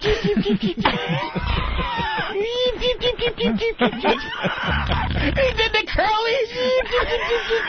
I was hot. Now I'm turned around facing the wall, and he's on the other side of me, and believe me, fully clothed. So I'm not worried about anything. Yeah, but you got to wonder, man, this might not be the best position to sleep in. Well, fully clothed is fine. You don't want to face him face to face. If he can fuck me through my jeans, right. God bless him. I figured this is good because I don't have to look at him, right. And I don't have to acknowledge him. I don't have to make a face like I'm faking asleep when my eyes are like saucers. I'm freaked out. I'm just laying there going, just saw a ghost. Oh, my God. I'm just everything's racing through my mind like, please make it a chick that just climbed in here and sounds exactly like my friend. Anything but what is really happening. But how'd you stay friends? Like, after that? That's shocking, man. Yeah. The next day, it was pretty much changed the whole complexion of the friendship. But you had to make believe you never heard what he said the night before. Yeah, that was pretty much it. I never heard it. I was asleep. Hey, man, you want to go out and Buffalo Russell? Listen, I saw a couple of alligators and some pterodactyls. I want to go pterodactyl riding. We still hung out and shit, but it was just never... It just wasn't the never same addressed, that, huh? and it was never the same. And I wound up coming back to New York a short time later and stayed here in New York. Oh, so you're not friends anymore? No. This was years. But I did go back in, I think, like around 87, 88. Mm-hmm. Went back there to visit my father and his wife, and brought a bunch of my friends out with me and shit. And he was there. Oh, boy. So because he remained friends with my father and Corey. Was you on the radio then? Wife. No, not yet. Oh, okay. Not so yet. he hasn't talked to you since you're on the radio? No, where he goes, hell no. So you heard that, huh? He was in between seasons of filming Who's the Boss? What? Oh, yeah, right? So, and now it was just blatant. The guy was a flaming fag. Like, we went out there. Oh, he came out, he obviously said, stopped trying to cover it up or anything. So, we go out there, and we all went hunting. Mm-hmm. We were going pheasant hunting and shit up in the hills. Had all our shotguns. And my father's like, Richard, you going to come along with us? And Richard decided no, he was going to stay with Corey because she was going curtain shopping. So as everybody's going out hunting. Early on? Like in retrospect? Growing up? In retrospect, yeah, looking back, I was like, how did I not see? He was one of these guys who was like, he wound up being a male model. He was like a beard for Christy McNichol, who was a dyke. So when Christy McNichol would go out to these events, he was with her, like they were a couple. Oh, to pretend. And stuff. And he wound up being a model. And girls were, like, always, even as a young kid, was swarming all over this guy. So what was some of the things, like, when you look back, what do you have, a pink lunchbox? Like, ooh, that's a very sexy Barbie lunchbox you brought to school Just today. a little feminine, maybe. And all the girls that were coming on to him that he would just blow off, like, wouldn't even talk to him. Like, we'd be hanging out, and I'd be drooling over these fucking shit. Like, I'm trying everything. And when you're hanging out with the guy that's the fucking model-looking guy, believe me, I ain't getting shit. I could be funny as a motherfucker, and these girls just are fixated on him. And he's like, he has no club. He had no interest whatsoever. There's always a sign for me, like a dude that doesn't, like the classic way to pretend. If you're gay and you're trying to pretend you're not, you have to talk degrading about women when there's only guys around. You can't do any, I don't like that. You gotta, if a guy goes, man, I smell, fuck, and you gotta go, oh, how was it? Oh, you can't go, hey, you pulled her hair. Why? Like, oh, dude, you can't. That's like classic, could be gay. Don't do that. Just fake it. Fake it. I don't know if they have the potential to fake that. Oh, my God, Anthony. Yeah, that was a rough one. That's one of my favorites. And that was my friend. We would ride horses, we'd go fishing, and he didn't know how to quit me. Right. Gays are not attracted to me. That's one thing. Maybe I should be mad about that, but it's never been a crisis. Oh. Never. All right. I was just a cute little kid. There was one time. You do have doe eyes, though. Well, I had the big when I was a kid. Oh, forget it. They loved me. Imagine his eyes with no cigarette smoke, no drugs in it. Yeah. Just beautiful big eyes. Big, innocent doe eyes. No goatee. Just precious. Big doe eyed. I was hanging out at the ranch one time, and there was a party going on. Yeah. And this old drunk Mexican guy comes up to me, and he's like, how you doing? I'm like, all right. And he goes, what do you say, me and you go in the bushes over there? And my father was within earshot of this. Did he shoot him? I had never... He beat the living shit out of this guy, like, right in front of me. I'm standing... How old were you? I don't know, again, early teens. Jesus. He threw him on the hood of a car and punched him in the face and wouldn't stop. Just wouldn't fucking stop. And you came up with those beautiful eyes. And I was like, Daddy, stop it. Blink, blink. Daddy, don't. Daddy, don't. D-O-N-T, don't. That's gonna make me laugh all day. You don't blink, blink, blink, blink with my little lashes. Oh my God! All right, man. listen. We gotta move on. We have so much stuff today. Oh shit! So much. Fucking old Mexican. Anthony was a sexy little boy. I know. That's why this show rocks. Some days we have a lot of stuff, and other days we just make it up as we go along. Good Day New York here in New York City. Dumb banter between the stupid newsreaders. This is one of our new bits we're slowly but surely developing here. Yeah. You know, they do a story about something, and then they come back and have to do their cute little comments and commentary about the story that was just on TV. Well, they're saying that there's a new thing people are going to be doing this holiday season. A thing? They're going to be hanging Christmas trees from the ceiling, upside down Christmas trees. I saw that in the paper, and no, they're not. Who's going to do this? You think it's just one store? It's one store with a little gimmick. The Christmas tree, it's in a stand that's nailed to the ceiling. It's a great idea if you think about it. Because it gets people to come into your store, especially now that it's been in the paper. Everyone's going to go check out the upside-down Christmas tree. Gotta go check it out. I want a picture with it. So, of course, this is the most important thing to talk about on the news this morning.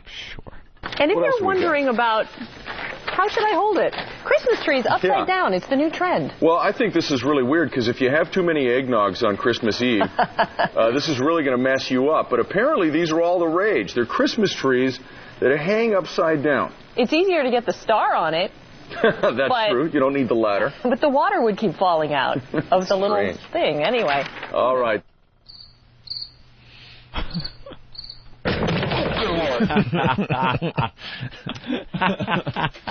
That's why we get paid the big bucks. If we did comments like that, the water would all fall out. Even on the news, the hole stinks. We would have lasted maybe a month on XM if we had comments Wonderful. like that. But they're allowed to do that on the news every day. All right, they're doing it more and more, too. They commented on...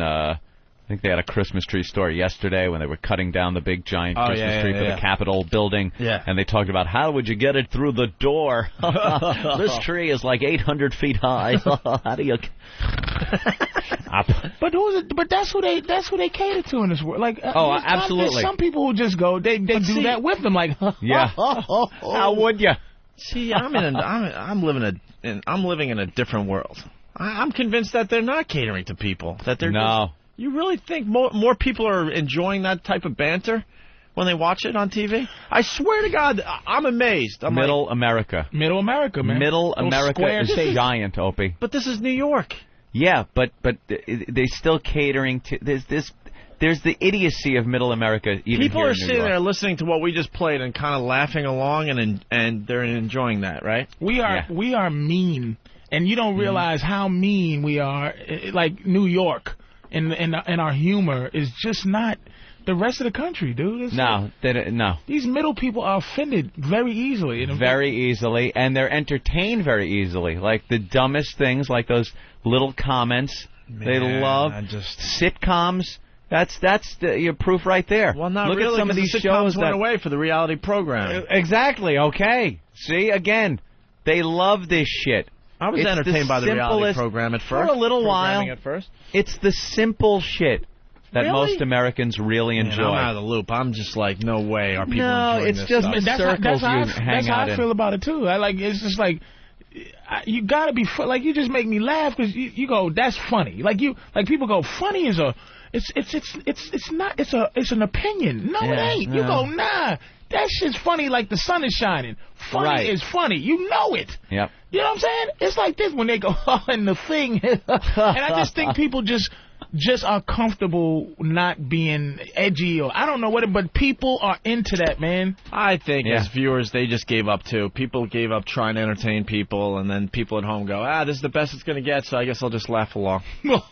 I'm serious. I think everyone has just given up people trying to entertain. Fired for horse shit. They get comfortable on their programs, you know?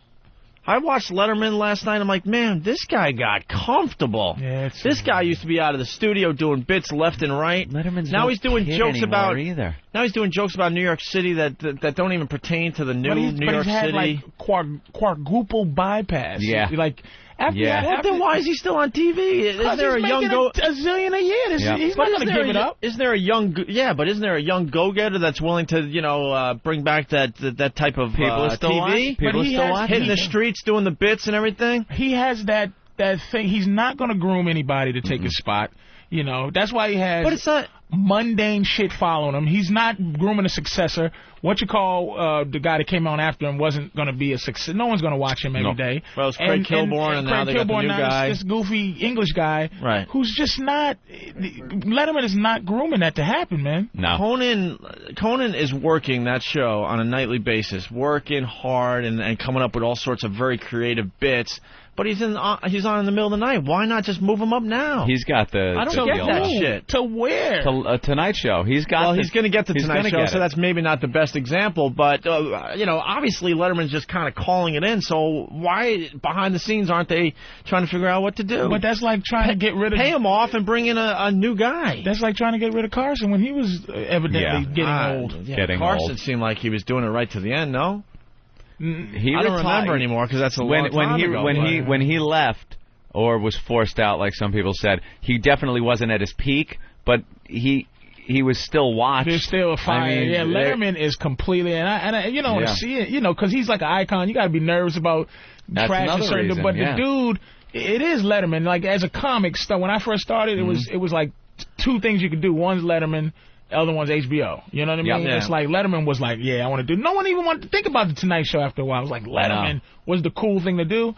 Now Letterman is like, he's just calling it in. He lost the passion. You see Jay Leno, he still has the passion. And it amazes me. If we have a bad show, I go home and I beat myself up. And I look at these guys that do the same, the TV shows or the radio shows, and they don't give a fuck. They don't care. As long as they get the paycheck, they got the big contract, they're like, fuck it. It seems like they just have a fuck it attitude. But the people that... And then us, we're stuck with bad entertainment on TV, and I think we just sit back and just go, well, this is the best it's going to get. But the people that reach out, they're always corny. Like I said, man, it's like I do this bit on stage about R. Kelly and how is he still famous with the accusations. Yeah, which was great, by the way, when I saw you at the Avery Fisher Hall show. Well. Last Lincoln Friday Center. night. Yes, Lincoln Center with Patrice O'Neal. And it's like, I think, how do you get accused of peeing on a little girl and still have a career? Yeah. That's because the people who ruin your career don't know who you are. And the people that spend time making and breaking careers are those middle-aged people that think corny shit is funny. Like your listeners aren't going to destroy or take a career away. They'll come in and say, you suck, but they're not going to just band together and have this collective thing where they're going to destroy you or right. It's telling you, because people who like funny, that's all they like. If it's not funny, go fuck yourself.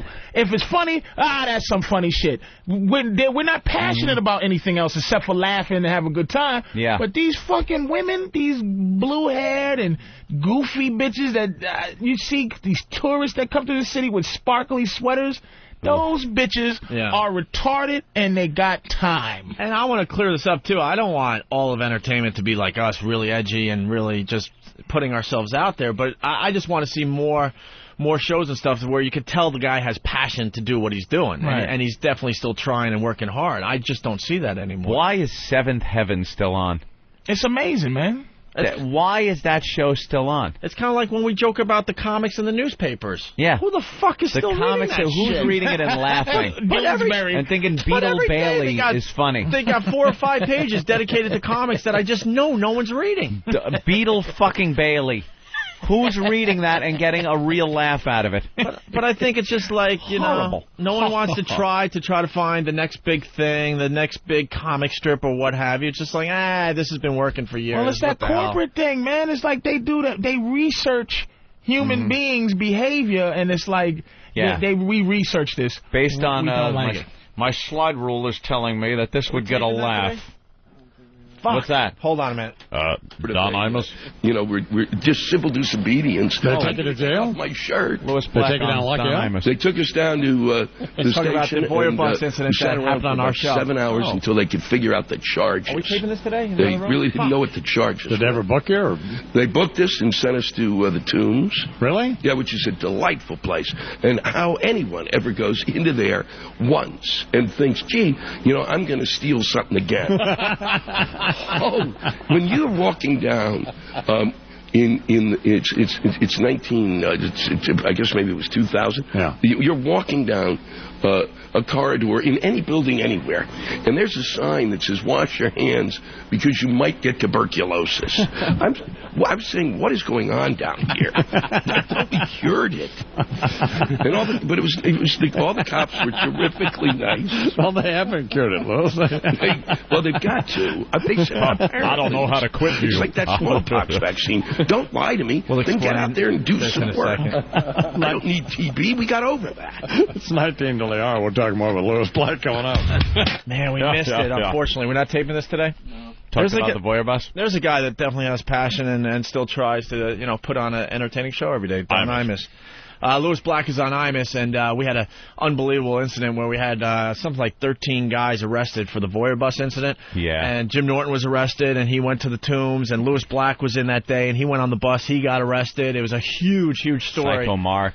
And Louis Black had a book out recently, and I don't even think he mentioned he didn't even mention the voyeur bus. No. That should have been a whole chapter, but that's an example of, I think, people behind the scenes saying to Louis, look, this is not a good idea to write about this. And it's a great story. You should have seen HBO.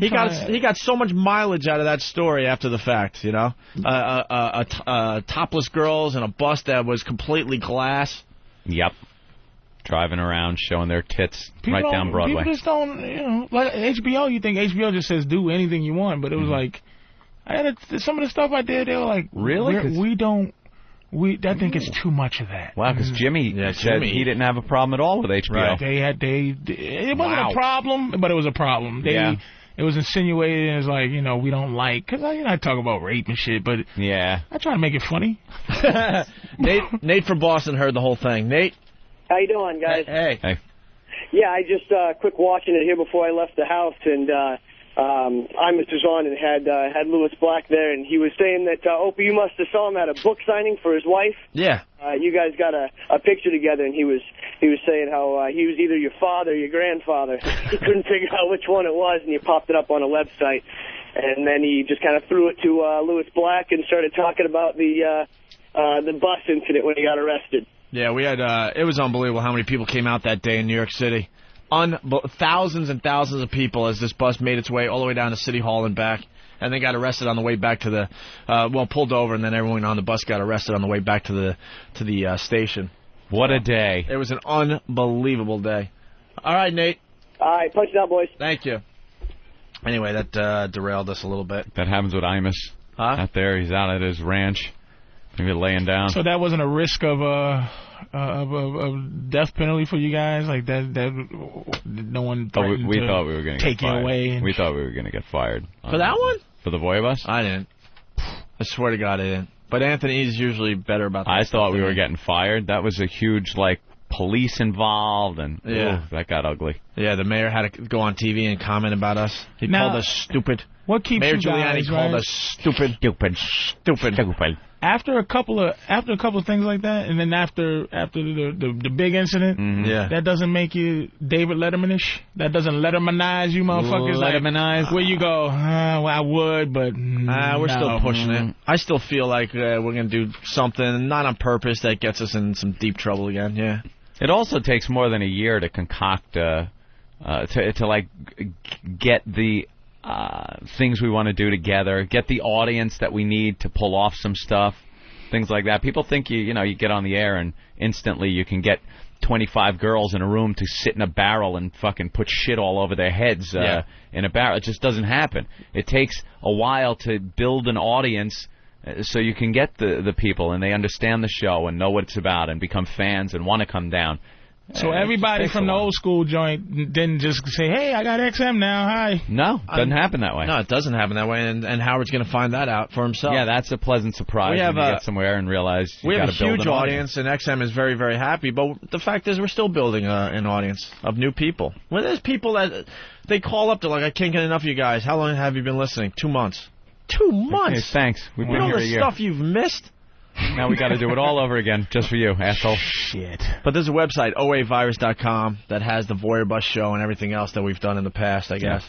Get it there. Let's say hi to Anthony in New Jersey. Anthony. Hey, fellas, what's up? Hey. Hi. Hey, I happen to catch that as well, and why Imus did say, hey, big fans of the guys. Louis Black said, yeah, I haven't been able to contact them or get down to the studio or hear them yet. And Imus goes, yeah, either is anybody else. So it was a little shot to That's funny. Later, guys. All right, we're doing just fine. And Louis Black knows where we are, and for some reason he's decided not to come by live.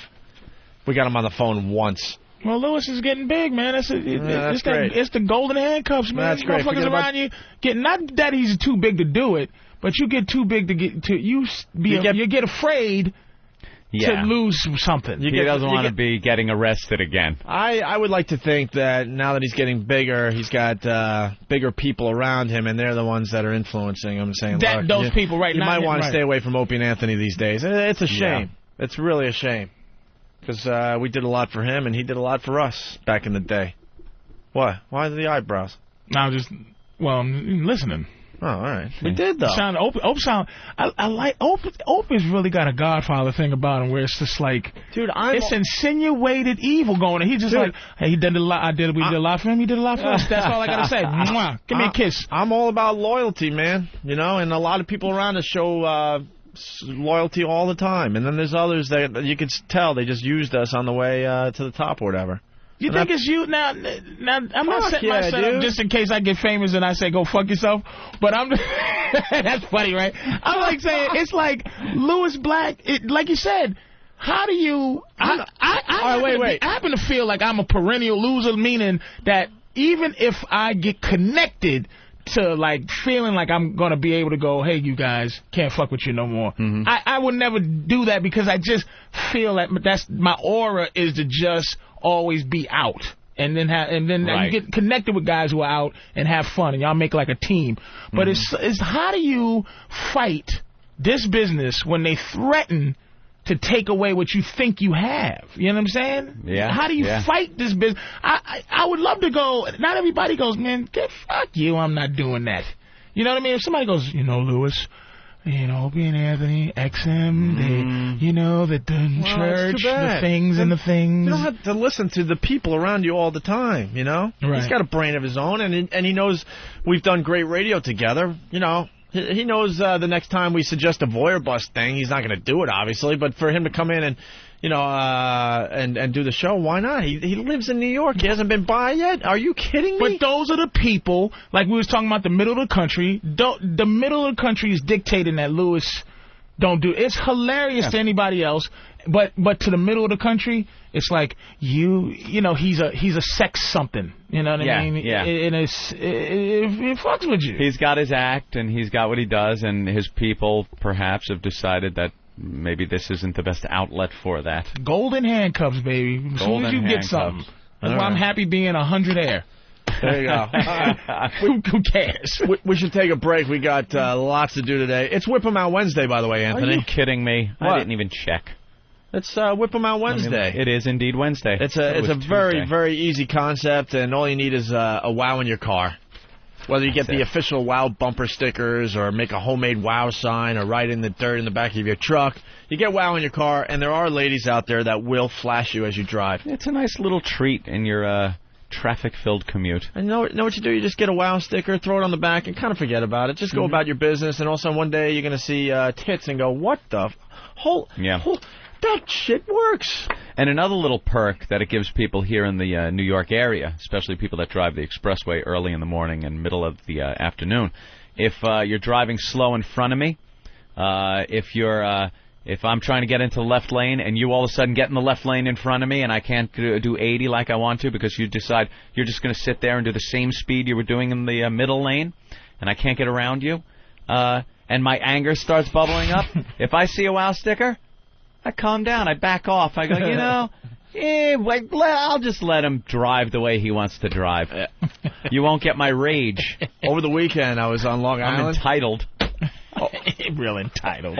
I laugh at myself every time now I do something, and I go, goddamn Patrice he thinks he's entitled. That's entitled. White entitlement, man. White entitlement. Speed up, please. I know the speed limit is 65. Places to go, things to do. Over the weekend, I was on Long Island, and I was behind I don't know, some kind of SUV that had a WOW sticker, right? Mm-hmm. And I had my brother in the car, and we happened to have those T-shirts that we gave away at the Halloween party. Had a bunch of them in the car. We're heading out east for my brother's christening. So we stop at Jericho Turnpike and Deer Park Avenue right there. And I jump out of my car, bang on the window, say, roll it down. He's like, what the? He had no idea what was going on. I wouldn't either. I'd have shot you. And I would have just shot you. He rolls down the window and attempted carjacking. And I throw a shirt right at him. Boom! And I get back in my car, the light turns green, and I go off. And you could tell the guy's like, what the hell just happened, right? But at the next light, he realizes that it was me, and I just gave him a T-shirt. The guy fucking freaks out. Lost his mind. Beeping, swerving to get close to my car to say hi. I'm like, who was that? Right. Anyone comes up to my guy, I have my peripheral vision, everything is radar when I am driving. I am looking around, and when I stop, God forbid somebody gets out of their car behind me and starts coming up to my car for any reason whatsoever. Oh, my God. They either get run over, shot, I'm going through whatever red light is in front of me or something. I trust nobody. And I'm not even talking black guys. White guy, Opie, a guy like Opie could walk up to my guy, I'm gone, I don't need to deal with it. You don't even want to know. I don't need. There's no reason for anyone to come to my window. All right. So if you I got lights and buzzers that tell me if my tire's going flat, if I'm leaking oil, if there's smoke coming out. So it's no help anymore. Remember, roll your window down. Your wheel, it's shimmying a little bit. Oh, I shimmy a wheel. I got my car diagnoses it, fixes it on the fly, tells me. I don't need to talk to anybody. All right. Well, here's the deal. So if you're looking for a WOW sticker, because it is Whip 'em Out Wednesday, you just send in a self-addressed stamped envelope to us here in New York City, and we send out the WOW stickers, okay? The address is up on opieandanthony.com. It has a nice little icon to click on. If not, really fast, you can listen to the address on the replay with a little pen and paper. It's 111 West 57th Street, New York, 10019. All right? I'm going to take a piss. All right, yeah. We have a WOW line, too, by the way. We do now. Let's listen in. WOW across America. True tales from the road. Real people, real stories, real boo. This is a little Mormon boy outside of Salt Lake City on I-80. I just saw the weirdest thing, and I've only had my WOW sticker for a fucking day. I saw a chick at a stop. She saw my WOW sticker, pulled up her damn shirt, and had a pierced, superfluous fucking nipple. In South Carolina, I-26, 72-mile marker. Lady got the passenger window down on a Mercedes. Black panties, black bra, that's it. She's just waving at everybody. WOW stickers on her passenger seat. She looked awesome. Hey, I just got WOW, man. I'm in Elizabethtown, Kentucky. It's 7:30. I'm sitting in my truck. Look over to the side. A little girl in a little blue Piero had her shirt off. I mean, completely gone. Nice little booties, perky looking little thing. If you get wowed, call the Opie and Anthony WOW line, 866-WOW-ME-05. And if you need a WOW sticker, go to opieandanthony.com. Very proud of my big tip. Boobs always bring this show to a halt. Oh, screeching halt. I don't. Whip 'em Out Wednesday. Whip 'em Out Wednesday. Whip 'em Out Wednesday. Whip 'em Out Wednesday. Oh, this is fantastic. This is beautiful. Whip 'em Out Wednesday. Whip 'em Out Wednesday. Those are real. How about the woman that took her shirt off? Ah, yeah. Sexy girls, sexy girls. You have signed WOW. Girls show boobs. Boobs, I see boobs. Yes. You just got wowed. Wow. It was amazing. That's nice. Opie and Anthony. Hey, yeah. It's world renowned. It's Whip 'em Out Wednesday. It's Whip 'em Out Wednesday. Whip 'em Out Wednesday. Those are real. Cancel your appointment. Okay. It's Whip 'em Out Wednesday. It's Whip 'em Out Wednesday. Whip 'em Out Wednesday. Oh, wow. Wow.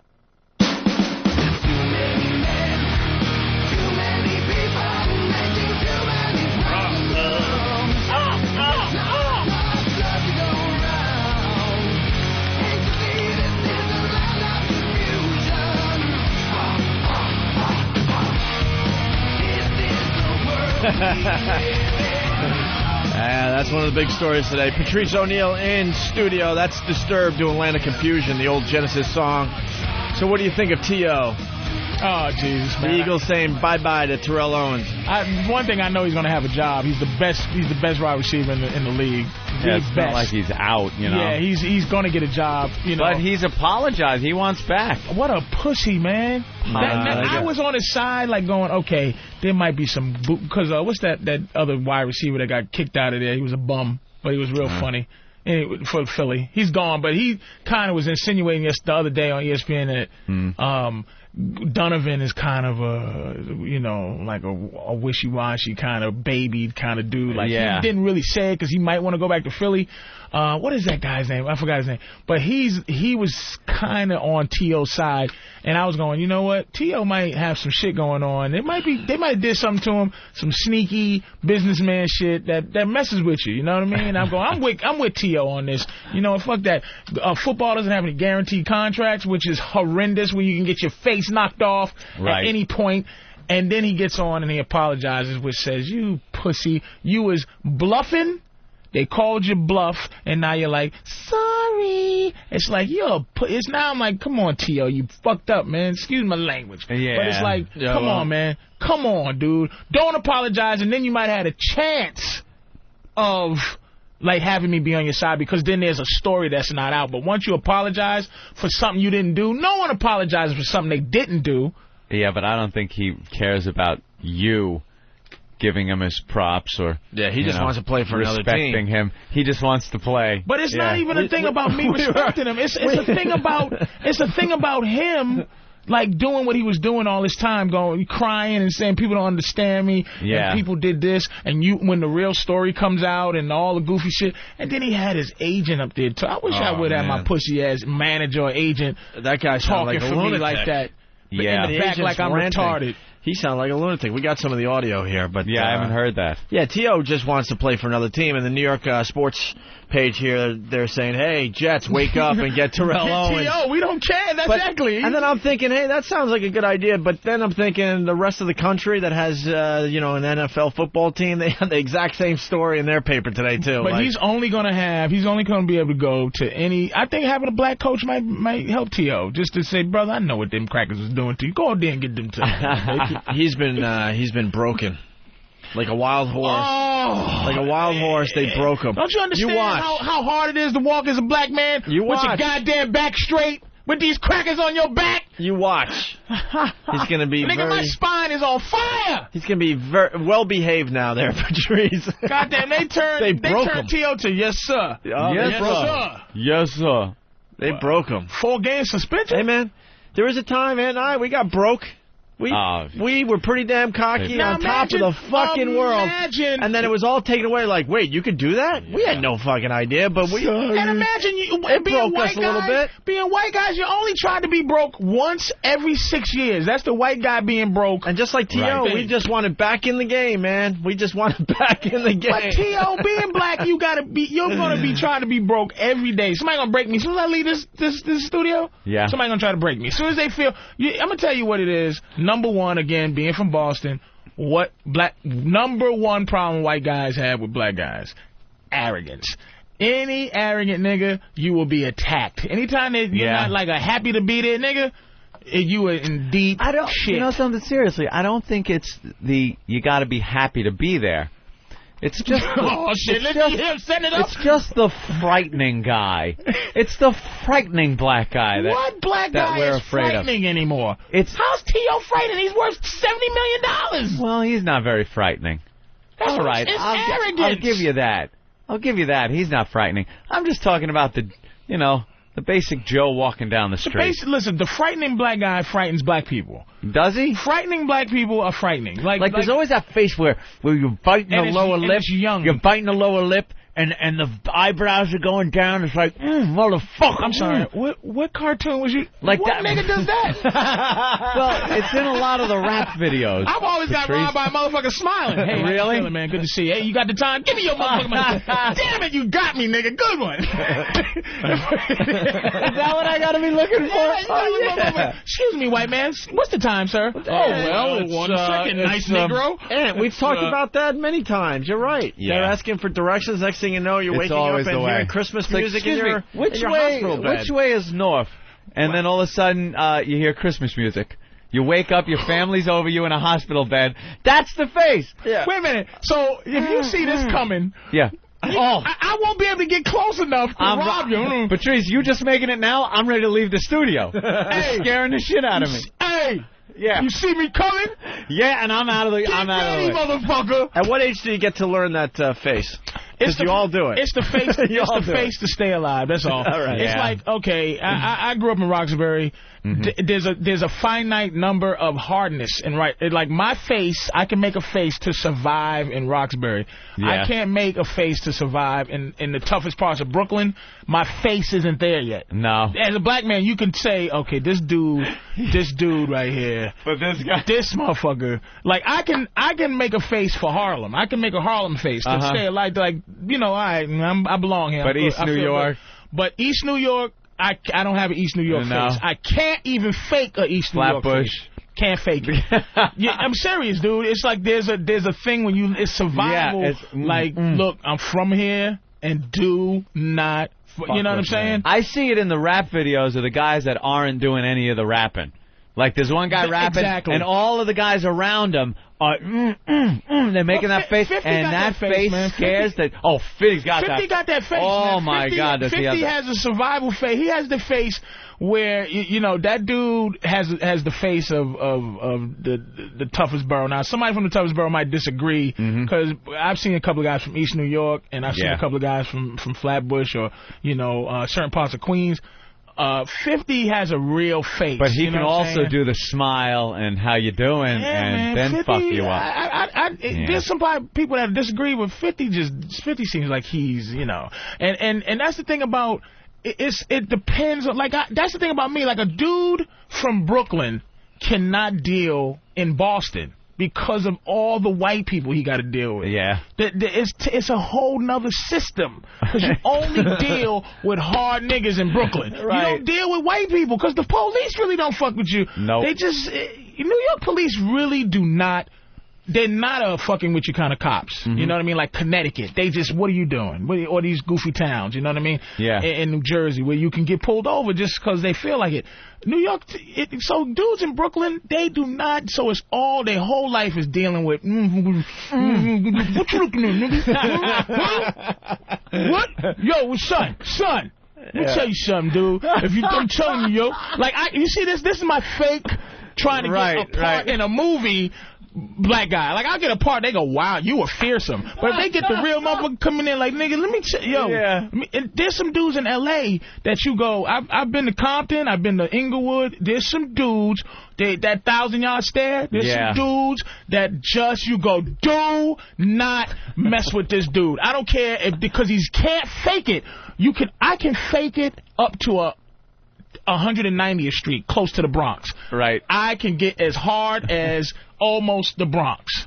I can't get hard. But then it steps up to the next level. Because I got lost one time, around that Yankee Stadium area. It's just weird, And you get off the highway. And I got lost where the trains are above ground. All right. Once the trains go above ground, it's like, okay, so I really started to feel like a white tourist where I was just like, okay, I should ask this young... I'm telling myself stuff to say, all right, I'm not no bitch-ass dude. I can ask, but I'm driving, I go, should I ask him? I'm going to ask this young cat right here. Excuse me, man. Yo, what's up, yo?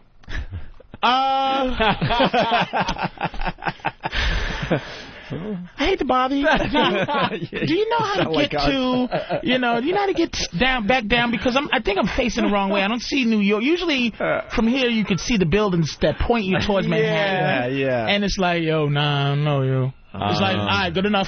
Goodbye. And was he looking you up and down in the car, like looking at what you're wearing and shit? I'm big guys, never nervous about big dudes. No. Always nervous about little cats. Little dudes who look at me and they're not afraid. Yeah. They don't have any of that thing. Because they got an equalizer in their pants. Dangerous. You know what I find funny about that? It takes all the way up to 190th Street for you to feel that way. Anthony and I and other whiteys out there. Oh, I don't go over 100. 3 digits. No, you can get 110 now. 110? You can get 110, because of Bloomberg. And on a nice day 110? at home, you can do 125th. Wow. Fuck Even, and you can go east to west, all the way from east to west, 125th Street. I lose my cockiness at 99th Street. Your cockiness. Oh, yeah, it goes away fast when I see 100. Well, what street? It depends on the street, though. Don't matter. It's a mental thing with me. As soon as I see 100, the cockiness leaves me. The Rosenblatt, the Wiesenthal, or you get up to 190th. Wiesenthal Museum. It's on 90th and Park. They've actually pushed it up pretty nice, where you can go there, and it's a lot of tourists are going up now by the Apollo. 115. Yeah, I understand that, but still 100, I start going, uh-oh. Yeah. Oh, boy. You got that old school thinking. Oh, boy. Well, because you don't have a face. You might need a face. Well, you need a face, dude. Well, let's get to the Terrell Owens thing. Him apologizing. Oh, God. Yeah, let's hear the apology. Oh, yes, sir. Someone is saying that we're sticking up for Terrell Owens. No, we're not. No, it's just that before he apologized, what I'm saying is before he apologized, there's always a side story because, like I said, dealing with these businessmen, there's another side. So I'm like, you know what, Terrell, there's a side that people are not honest. They playing him, but no one who's right will apologize like that, man. Yeah. Well, you know why he's apologizing? He doesn't want to be blackballed. He wants to play again. So he can't be. That's the thing. That's the great thing. He's got the talent. He got a marketable skill. He can sell. Wow. He can go to Europe and get paid zillions. I don't think he's convinced of that. I think that's why he's apologizing. That's where he wants to play again. Not having white skills. That's what growing up in Boston I have an understanding. I'm telling you, this guy, I'm going to give this guy credit. I don't think he wanted to apologize at all, but he realizes, holy shit, I might get blackballed. He's a country boy. I might get blackballed. I got to do the right thing here because I want to play again. Oh, Lordy. He has a skill. Oh, no. I understand that, but you never know. He's not worried about it. He's not worried about it. Then why is he apologizing? I mean, I'm sorry. He is worried. That's what I'm saying. He doesn't realize... Because you can see his goddamn agent. He's listening to white guys. He signed that $47 million contract. He was happy as hell. The Philly was great. I was so happy for Philly that they were good. And then he got this asshole, this power broker, who starts saying words that Terrell never heard. And a lot of times black people who don't know white people, when white people are smarter than them, they try to be as smart, and it gets to be. And when white people know stuff, I go, all right, what are you talking about? Let me get some white information. You might know something. They're afraid to be dumb, so they just go back. They sit back, and he goes, Terrell, I know the right thing. But that's not a black-white thing. That's not a black-white thing, man. Yes, it is. White people don't have that stigma, man. Dude, we thought we knew it all. I hate to keep bringing it back to our situation when we got fired, from Infinity Broadcasting for the St. Pat's thing. Yeah, we listened. But we started listening, going, whoa, hey, this white dude might know a little more than we do. But do you say it on okay, when they come down on you, do you come back and you go, Anthony, these crackers? No, also we're like on the phone with each other going, wow, we didn't think of that. We didn't think that they might arrest us. There was a time we thought we were going to get arrested. Oh, yeah. It was getting just crazy. Got nasty, but let's go the word cracker didn't come up. You're right. Never came up. Let's go to the T.O. apology here. As you know, I have been suspended and told that I cannot play football for the rest of the season. I am a football player, and this is what I do. It really hurts me not to be a part of the team anymore. I came here to help the Eagles get to the Super Bowl and win the big game. When I got hurt last year, and everyone said my season was over, I fought hard to prove the world was wrong and do everything possible, including enriching my career and to help the Eagles win the Super Bowl. And I think the mentality that I have, my greatest strength, can sometimes be my greatest weakness. I'm a fighter, I've always been, and I'll always be. I fight for what I think is right. In doing so, I alienated a lot of my fans and my teammates. Boring. Oh, boy. I hate these written apologies. Oh. That was written for him. Oh, I would love to see one of these guys just go on TV and go, oh, hey, and just speak from the heart. I'm telling you, if you don't have... Every word was thought out beforehand. If you don't have the proper skills to deal with this, like, you know when they ask black athletes, you got a $90 million contract, what are you going to do with your money now? Mm-hmm. What are you going to do? As if, like, do I owe you... Motherfucker, I'm going to buy a diamond house. That's what the fuck I'm going to do. I ain't going to save the kids or nothing. Are you stupid? Like, these dudes don't know you can go, man, get out of here. All he had to do was play. That's all he has to do. This is why he's going to have a job. Yeah. He doesn't understand. He didn't have to do that. First of all, his agent works for him. Get rid of this idiot. Get another guy. Say, look. All right, look, this nigga, I'll sell that dude down the river. I was listening to him. I shouldn't. Yep. I'm ready to play some goddamn football. I'm the best wide receiver in the league. Give me some goddamn money. Mm-hmm. That's why sports is better than what we do. There is market value. Like, there's no way, like, some idiot makes more money than me that people go, wait a minute, you're way funnier than him. Right, in sports you can see the market value. You can go, wait a minute. I scored 100 touchdowns. This is how much motherfuckers make scoring 100 touchdowns. This is how much they get. Yeah. Now, I can't say, hey, you know, I make people laugh. I got some good 8 out of 10 jokes, times. Yeah. 8 out of 10 makes me a Hall of Famer. Right, you know what I mean? But no, not in this game. But in this game, in football, T.O. should say, kiss my ass, and go to another team and watch how fast they'll love him. They'll love him in the place where they dog him the most. They will take T.O. and love him, because a shitty T.O. will get you about 20 touchdowns. 20 touchdowns since he's been in Philly. Their whole roster in the last 10 years hasn't scored 20 touchdowns. Yeah.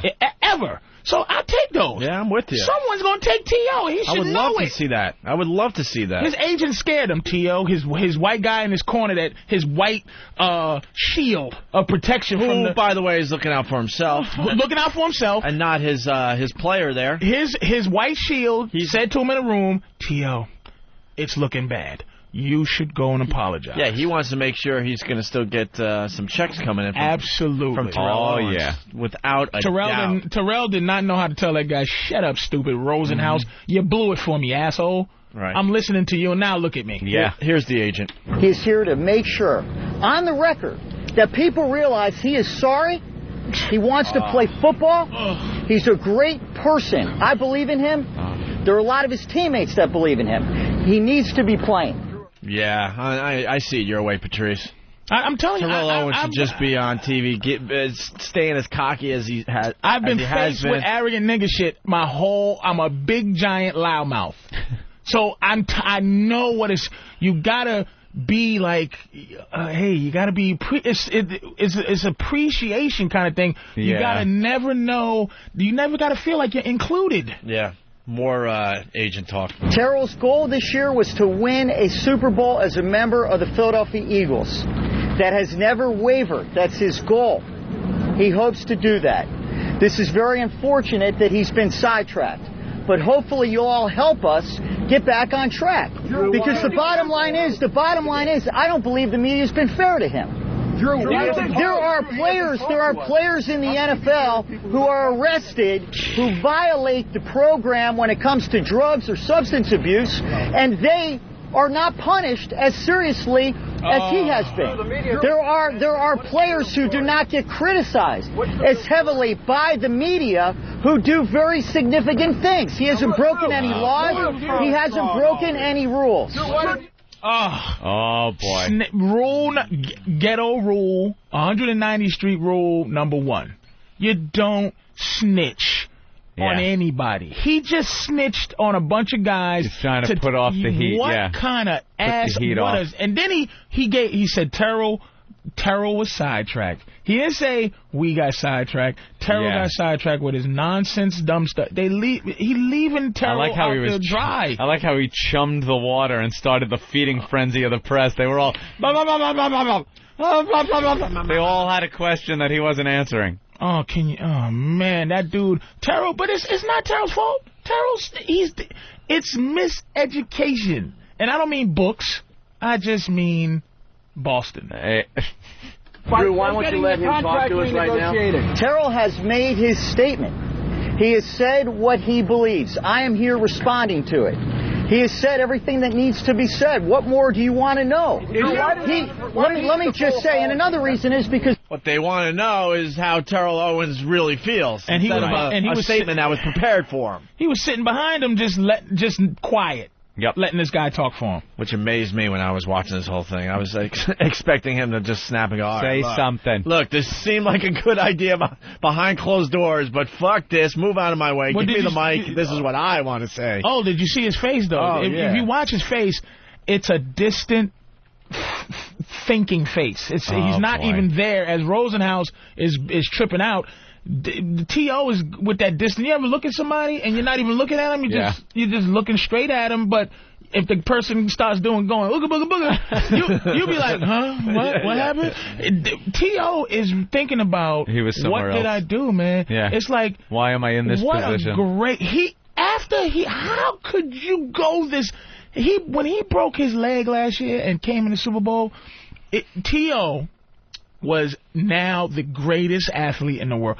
People loved Terrell Owens, and he could have took over the team like he really wanted to because of his heart and because of his skill. And this idiot, man, starts playing out Donovan McNabb, starts playing himself out by now this apology, this written apology, and this what they call damage control. This damage control fiasco right here. It's just anybody who's on his side is not on his side. Nope. Just say, and another reason is because I believe the media has not been fair for him either. I wouldn't want to talk to them if I were in his position to hear the way that people have ripped him. He is a competitor. He is a great competitor. He gave up potentially his career to compete in the Super Bowl.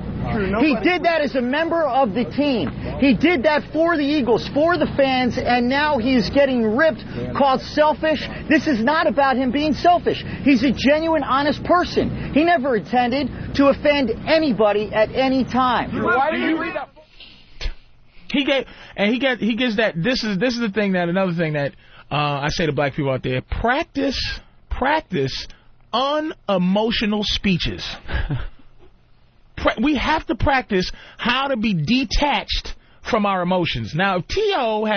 gave that speech that Rosenhaus just gave, he'd have been crying. Because it would have been all his vocabulary would have been all emotional. I gave my soul. I didn't. Why? Y'all just be fucking with me? Do you think it's racist, T.O.? I'm gonna say this. But Rosenhaus just has his collective his motive. Is money, and money is not emotional. Doesn't make you emotional if you come from money. If you're broke, money makes you emotional. I just want to buy a house for my... You know how many times I want to cry just because I want to buy a house for my mother? If I could buy my mother a house, I will be the most outrageous nigga you'll ever see. As long as my mother got a house, I'll be homeless. I was like, fuck everybody. But right now, it's like, hey, Patrice, you want to put a dress on? You want to do Remember the 1940s on VH1 every week? You know, this shit is dumb, but it's like, all right, we'll give you a couple of G's. All right, then I get a Jewish guy to go. Patrice O'Neal has given he had a cold when he came into VH1. and he came in and did Remember 1922. And I go, I did have the flu. I had the flu. When I did 1925, I was sick. I just want to buy my mama a house. That's all I want to do. That's what you want to do. When you pour, this shit's scary. I just want to buy my house. Let's go to Sean in Alabama. Sean, Bama. What's going on, boys? Hey. Toward I got to watch the press conference yesterday, and toward the end of the press conference, after Drew was skipping around all those questions, I said, next question. One reporter said, Drew, what have you done for Terrell other than get him suspended for the season? And you could see Terrell in the background start to laugh. Yep. Look at you. All right, there goes Alabama. All right, I guess that's enough on the T.O. thing. Oh, boy. Yep. People going to learn. He'll be playing next year, though. Of course. Oh, he cannot play. That's the thing. You think he's done for the whole season, though? He has no choice, right? I don't know. The Eagles. Somebody will pick him up. Yeah. No, the Eagles own his contract, don't they? But see, this is the reason the only reason they would have suspended him for the rest of the year. Yeah. But they can't. That's the only reason he's not suspended for. So after the suspension, he can't be on the team no more. He's done. Because they can suspend it, he's still on the team. Yeah. After the suspension, he's out. But the only reason they didn't suspend him for 8 or 6 games or 7 games, whatever's left, is because they can't do it. You just can't do it. And so they're getting rid of him for 4, and after the 4, they got to let him go. Or they got to pay him. What's their record? They're out. They're 500. They're out. Nah, not yet. What are they? They're 500. They're like 4-4 or something. Oh, these guys seem to know something. Travis seems to know something. I don't think they're 4-4, are they? No, they're not 3-5. Travis, what are they this year? Oh, I don't know their record, but they're not that good. Yeah, I think they're 4-4. But after the 4 games that he's suspended for, they're not going to let him go. They're just going to put him on the inactive roster. Oh, he's still got to get paid. Yeah, he'll get paid for those games, but they're going to pay him. They don't give a fuck about the rest of the season. All right, they're just making sure he doesn't play at all this year. And they're not sure that they can do that. If he's physically able to play, right, they might not be able to do that. I got to look this up, man. 4-4? They're 4-4. Let me take a quick look all here. Because of a little bashing. 4-4, you're right. All right. Well, all right, they're 4-4. You're right. And they're not out of it because the East stinks. The NFC East. Why would they just? What's the motivation here for the team? I mean, the motivation is what they do. Arrogant nigga. I'm telling you, you guys see, Mr. Entitlement. Yeah. You don't understand, dude. I don't. It's not good. It doesn't seem like good business. Arrogant, and they don't. This guy's worth $1 billion. They need to stop him. They need him to be a good boy. And they did it with this one. It just seems like bad business. If you still have some kind of shot at it, why wouldn't you want to keep? Let me tell you the biggest fear now. His biggest fear, and this is what they've been talking about, because they will give you information. These people in the sneaky way. Yeah. Is now they go. He's getting the age right where now they say he's too old for a long-term contract, and he's too much of an asshole. They blackballing him. See, Rosenhaus knows language. They start scaring him. And what happened is they said he's now a rented player, meaning you're only going to rent him each year until the end of his career. Oof. No one's going to be loyal to him and give him a big contract. So he's rent T.O. You score a touchdown, you do good for us, we'll give you another year, boy. All right, so Rosenhaus knows that kind of language. That's when Rosenhaus became a slave. Jewish lawyers become slaves when they hear money language. Oh Lord, they rent the home. Oh, they's gonna rent the owners, T.O. That's what he's doing now. That's language that T.O. didn't understand. It's like those commentators on ESPN was like, T.O.'s finished. Because no one's going to be loyal to him. And now they're turning the NFL against him because teammates, because Donovan McNabb, they get on there and they tell you the whole, you can see the setup, baby. You can sit there and you see the setup. It's like Donovan McNabb is one of the most well-loved players in the league. He went to the Pro Bowl and everyone gravitated towards him. Did you see his suit commercial? He loves his mama. Donovan loves his mama. And it's like, T.O., which mama? He loves both his mamas. He came from a 2-mama home. Now T.O., poor T.O., is now finished. All right, well, there you go. There's the T.O. Damn it. Man, very good, Patrice. Son of a bitch. When we get back, we have exclusive audio. Of the Chimp attack survivor. Oh, thank God. I saw him on TV. We were on this story early. Why was he wearing? He had a surgical mask on? Oh, because he's so fucked up. Still a fucking mess. That he can't even take that surgical mask. I thought maybe it was for bacteria, but it's just he's so fucked up. Chimp ate his face. Nibbled on his ball sack. Both balls. Took his fingers off one at a time. And not even chewed. It didn't even say chewed. Ripped his foot off. This fucking chimp muscles. We got baby Kong on him. All because he was bringing a birthday cake to one of the other chimps. This guy is finally talking. He was on Good Morning America, and we got some of the audio to go over next. Okay, nutless chimp guy. Yeah. As we go to break, we'll do this. Asshole. You got this one, Eric? This Derek hat. They're so cute in that little coveralls and engineer hat. When you put a little chimpanzee in an engineer hat, like he's gonna drive a train. Yeah. And the little coveralls. They're adorable. But you bring one a birthday cake and don't let the other one have any, they rip your fucking balls off. They did a magician's tiger on them. Yeah, absolutely. We'll get into that after the break. And also, Trading Spouses Part 2 is tonight. The Psycho Religious Woman. Yeah, I love this one. This is great, too. So, lots of shows still to do, but listen to this first. It's coming to the Gay Channel. What is it? It's the second annual male group orgy competition. And he hits the hole right after Jesse opens it up. With your hosts, John Madden and Pat Summerall. And then everyone's kind of slopping around down there and grunting and groaning. And, you get mud and stuff flying and gang tackles and scrums and quagmires. No femmes, fats, or hairies. Just the hunkiest gay studs and wild group action competition. Like to pack that guy around, too. Don't get carried away, John. There was all kinds of stuff flying around there. It's male group sex to die for, as described by the best play-by-play team in the biz. Yeah, that was a late one. That one didn't come, and finally they threw it out of there. Whew. I don't know where that one came from. Look at that big old meat and lop. Whoa, what a meal those guys are having. They look good. That's a good group. If you go nuts for tight butts, you push. Get pay-per-view today. You just rode him backwards. Just put him right on his back. With Pat Summerall and John Madden. That looked like it was the last shot out of the Roman candle. The second annual male group orgy competition on Gay-Per-View. Like to pack that guy around, too. Floyd? Yeah. He's going to fire into his guy right here. Call 1-800-HEY-CUTIE to order today. Like sands through the hourglass, so is the O&A virus.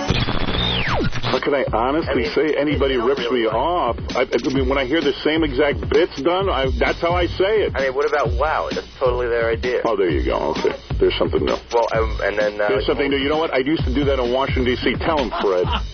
I used to have people tie bandanas around their cars so that women would take their clothes off in the cars. Dude, get with it. All right, well, I mean... Give me an original idea. Well, Come on. I mean, I know. I used to have my listeners tie a bandana around their car. I mean, I've done it all. What about going off on... I totally know that's you. All right, okay, whatever. I got to go. Please, I don't really want to get into a discussion like this. So delusional. That is really funny. See, Someone found the clip. Yeah, that's something we couldn't play on the old show because of the gag order that he placed on us. How do you tie a bandana around your car? That's a great one. That's a big bandana. What's the matter? My car has cancer. People throwing frisbees to their cars, jumping, grab it. God, just showing your age, man. You can't even tie bandanas to antennas anymore. An antenna. It's all hippied out. You honk the horn, like beep, beep. Dude. Oh, dude. He's so delusional. Oh, man. Just admit it. WOW is such an original idea. I invented everything. I've done it all. He even said, I've done it all. Wow. Even the stuff that's going to be invented, I did already. There's no original I went into ideas. a time machine Everyone and I already did it. Killed himself. Right. I've done it all. I was the first one to do anything. Marconi ripped me off, Robin. Remember the, what was that thing called? Morse code. It was Howard code earlier. The guy ripped me off. I invented SOS. Robin. What a complete jackass. He's the guy. Wow. Wow. He invented WOW. And it had nothing to do with Whip 'em Out Wednesday or WOW. It was tying a bandana around your car. Thank you, Howard. And what were we supposed to do if you saw... I don't know. He didn't really explain it very well. Of course he's not going to explain. If someone had a bandana tied around their car somehow, girls would get naked in the car? It wasn't even flat. Yeah, girls would get naked. They're driving, taking their clothes off, crashing into a button, Mr. Robin.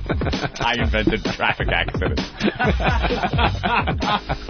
A bandana around an antenna. That reminds me of something else I've heard. It's called the fucking flag.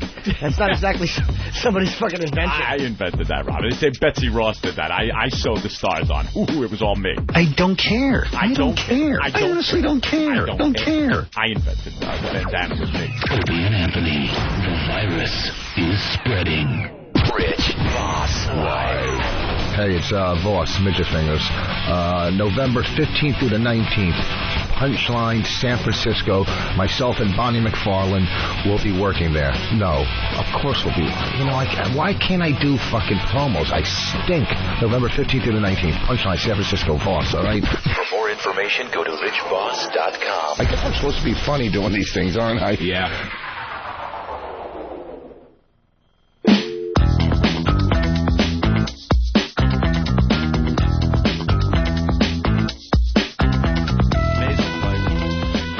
All right, we got Patrice O'Neal hanging out with us today. Jim Norton's in L.A. doing the HBO thing. I don't even know when he comes back. Another week and a half or so? Then he comes back for like 2 weeks. He does Caroline's Thanksgiving weekend. I come in, if he's not sitting there and someone else is, I know he's gone. That's how I know Jimmy. I don't know any schedules. I don't know when he's coming or going. Keeps it interesting. It sure does. Who's going to be here today? Some days I'm like, oh, all right, we got Patrice today? Great. Yeah, good. And Voss yesterday? All right, cool. Yeah, sure, why not? I do know Patrice will be in the rest of the week. Nice. Hey, so we got the chimp story. Yeah, this is ridiculous. One of the best stories since coming to satellite radio. People just don't realize that animals are fucking animals. They're just animals. And chimps, no matter how adorable they are on TV, whether you were watching them years ago on Ed Sullivan doing little backflips, or you watch them on the nature shows and the camera. Yeah, you ever see the one where they put the camera on the ground and the little chimp goes right up to the lens and his eyes get real big over by the camera lens. He pulls away. He's very curious. Oh, it's adorable. But they are wild animals with a strength you cannot even imagine. When you're getting limbs ripped off with just their hands, that they could grab your ankle and your foot and pull, and your foot comes right off your ankle. And I can't lie to you. I'm a big. I think you know this, but I'm a big animal guy. Like you love animals. Yeah. And I love when they do things like that. I can't get enough. I love when they attack. Even after at stake of their own lives. Yeah. Because people are now like, this guy is now going to be Mr., you know, something has to be done with chimpanzees, you know? And it's like, it is what it is, you know what I mean? Some shark bites your leg off. It's like, it is what it is. It's a shark. It just doesn't have a make a great point, thought. too, because like, when a shark does that, their first thought is we got to find the shark and kill it. Destroy the shark. It is what Or the mountain lions that take the hiker out. They're just doing what they're supposed to do on this earth. They're doing their job. Now, as humans, we're like, well, this mountain lion obviously is crazy. We got to go find it and shoot it. Imagine you're sitting down for a burger somewhere, you're eating, you're dabbing your ketchup off of your mouth with a napkin, and a cow just unloads on your head with a rifle because you're fucking eating. You're like, what the fuck? What? I'm eating. That just I'm being a human. Man. We are so fucking pompous. Even better, the zoo shit. When you're stupid enough to reach your arm into the panda cage and the panda now rips off your arm or whatever, but they're adorable, the pandas. And they rescue you, but now they got to kill the panda. Obviously, the panda was crazy. Yeah, the panda's out of control. The elephant that just... Why wouldn't they just make goes bullshit, knocks the friggin' gates down? I love when they put the elephants in these big cages with those huge wooden gates and shut it. And the elephant at any time is looking, going, I could knock through that in a second. And right when I'm pissed off, that's what I'm going to do. And then one guy will do something like take the whip to a kneecap, trying to get him to kneel, and the elephant doesn't want to. Yeah. And then he does it one time too many. Yeah. Boom, over Johnny. Through the fence. He's going through a fucking mini-mart. He's in the parking lot throwing children in the air. You ever touch a horse? You just put your hand on the power of a horse. Yeah. People kill me with the disrespect they have for animals, man. And when they do things like this, it's like, God bless you. And it's great. You know, you kill the animal for doing what animals are supposed to do, especially, like we said, the elephant and in the zoo environment. But then, as humans, there's a horrific murder, some small kid. Yeah. You get the guy. Gets a lawyer, talks about his upbringing, what happened to him, why he did this. It was self-defense. It was a raped when a kid. And it's worse when we do it because his thought process. Right. But it's not just like, your food, I'm going to eat you. But a stupid visitor at the zoo is poking a panda, so the panda, gets revenge. Oh, we got it. Obviously, we got to kill the panda. Kill him. He's insane. I love when this happens. Yeah. It makes me laugh every time when I see that shit on the news. I tell you, I daydream all the time about clubbing a baby seal clubber. Just a baby seal clubber. Just clubbing the baby seal clubber, and I would love to do it. I want to know what kind of guy can do that job. Can do that job. I don't care how hardcore you are. To take a club, and have you ever seen their adorable face? It is about the cutest thing. Anthony face. They got their little eyes going blink, blink. Between a baby seal, I would say between a baby seal and a little puggle, a baby seal, the cutest, most adorable thing. There is nothing cuter than a little baby seal on the ice. They look up at you, whiskers are twitching. Look at the picture of them. It's adorable. How can you do that? And you're taking a club and bashing them over the head. Just before you take the bat to the head, you see the little thing going blink, face, blink. And don't get me wrong, I don't care how many are left. I don't care if it's like, do you know we shouldn't club them because they're almost extinct, or you can get a synthetic fiber that feels like that. It has nothing to do with that with me. It's just that he's cute as a little bug's ear. Just to smash him in the head. And look at his eyes. And I go, look at that little Anthony face. It's like, you know what it is? If I was a Mexican, I'd try to take him to the bushes.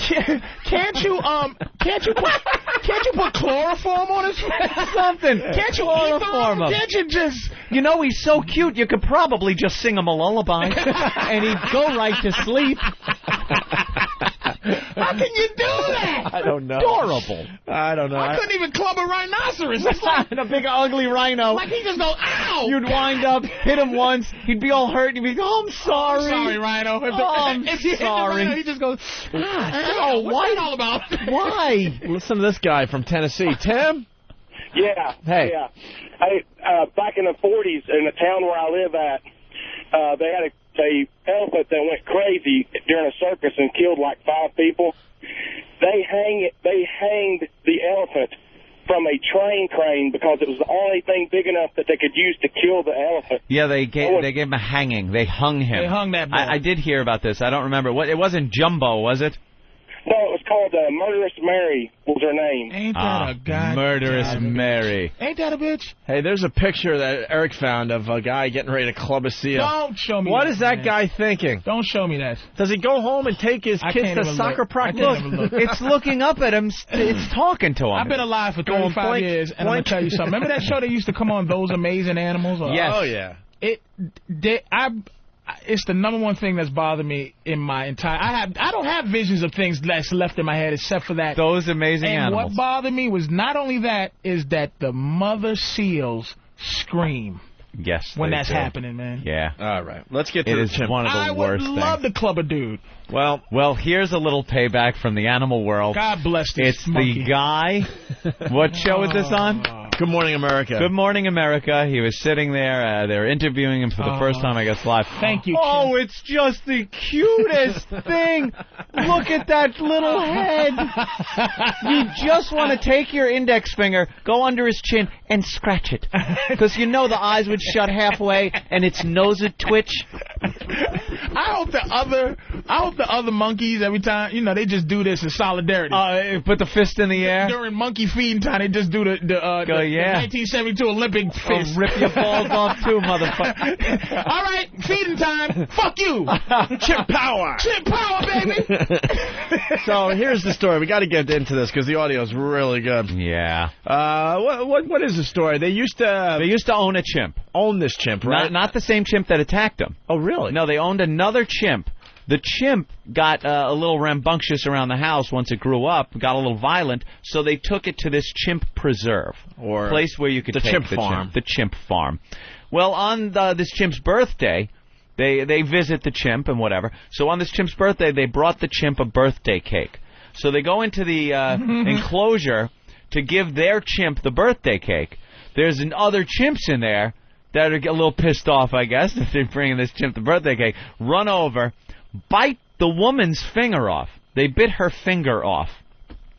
And then proceeded to attack the guy, ripping apart his face, his testicles. They ripped off his soft, testicles. meaty testicles. His soft, meaty testes were ripped from his body. And his foot. They ripped his foot off. I thought they went after his fingers one at a time, No, they were biting off his thumb. Yeah. That was just like the major things, was his face, his balls, and his foot. But his entire body was chewed. His butt, They rolled him over and started eating his ass. These chimps, insane. They just... The chimp tossed the salad? They tossed the salad. They started eating his ass. Woo! And they finally got him away from him. Like eating it, literally, not licking as we call eating. No, taking like his buttocks, his cheeks, and biting chunks out of his ass cheeks. And now the chimp is being represented by a Jewish lawyer. He was indeed hungry. He was sick when he was offered the birthday cake. Chimp, what did you say? Did he offer you any of this delicious birthday cake? Ladies and gentlemen, the jury, you heard him say no. I said. All right, here we go. Audio. That's a bad motherfucking chimp. Yeah. Here's some of the backstory, and then we get the audio of the guy, the survivor. Tony, we're going to turn next to the California man who was savagely attacked by the animals he loves, chimpanzees. It is the first time that St. James Davis has actually been able to speak because he had a 6-month hospital stay and more than 24 operations. St. James Davis and his wife became well known after adopting and raising a chimp in their home named Mo. But when they went to celebrate Mo's 39th birthday at an animal sanctuary last year, well, it was a terrible scene. Yeah, it was. Mo, Larry and Curly jumped in on the attack. Well, here they describe the attack. Why you? I hear he was poked in the eyes with the chimp's fingers. And then he should have put the palm of his hand up against the bridge of his nose to stop the attack. Do you think it was all fury, or at some point the chimp was like, oh, what are we going to do to this nigga next? Let's chew his ass. I'm going to chew his ass out. And this guy's in pain, or it's just pure fury. It is just this animal instinct. For something clicked in this chimp where that guy was a threat to the chimp.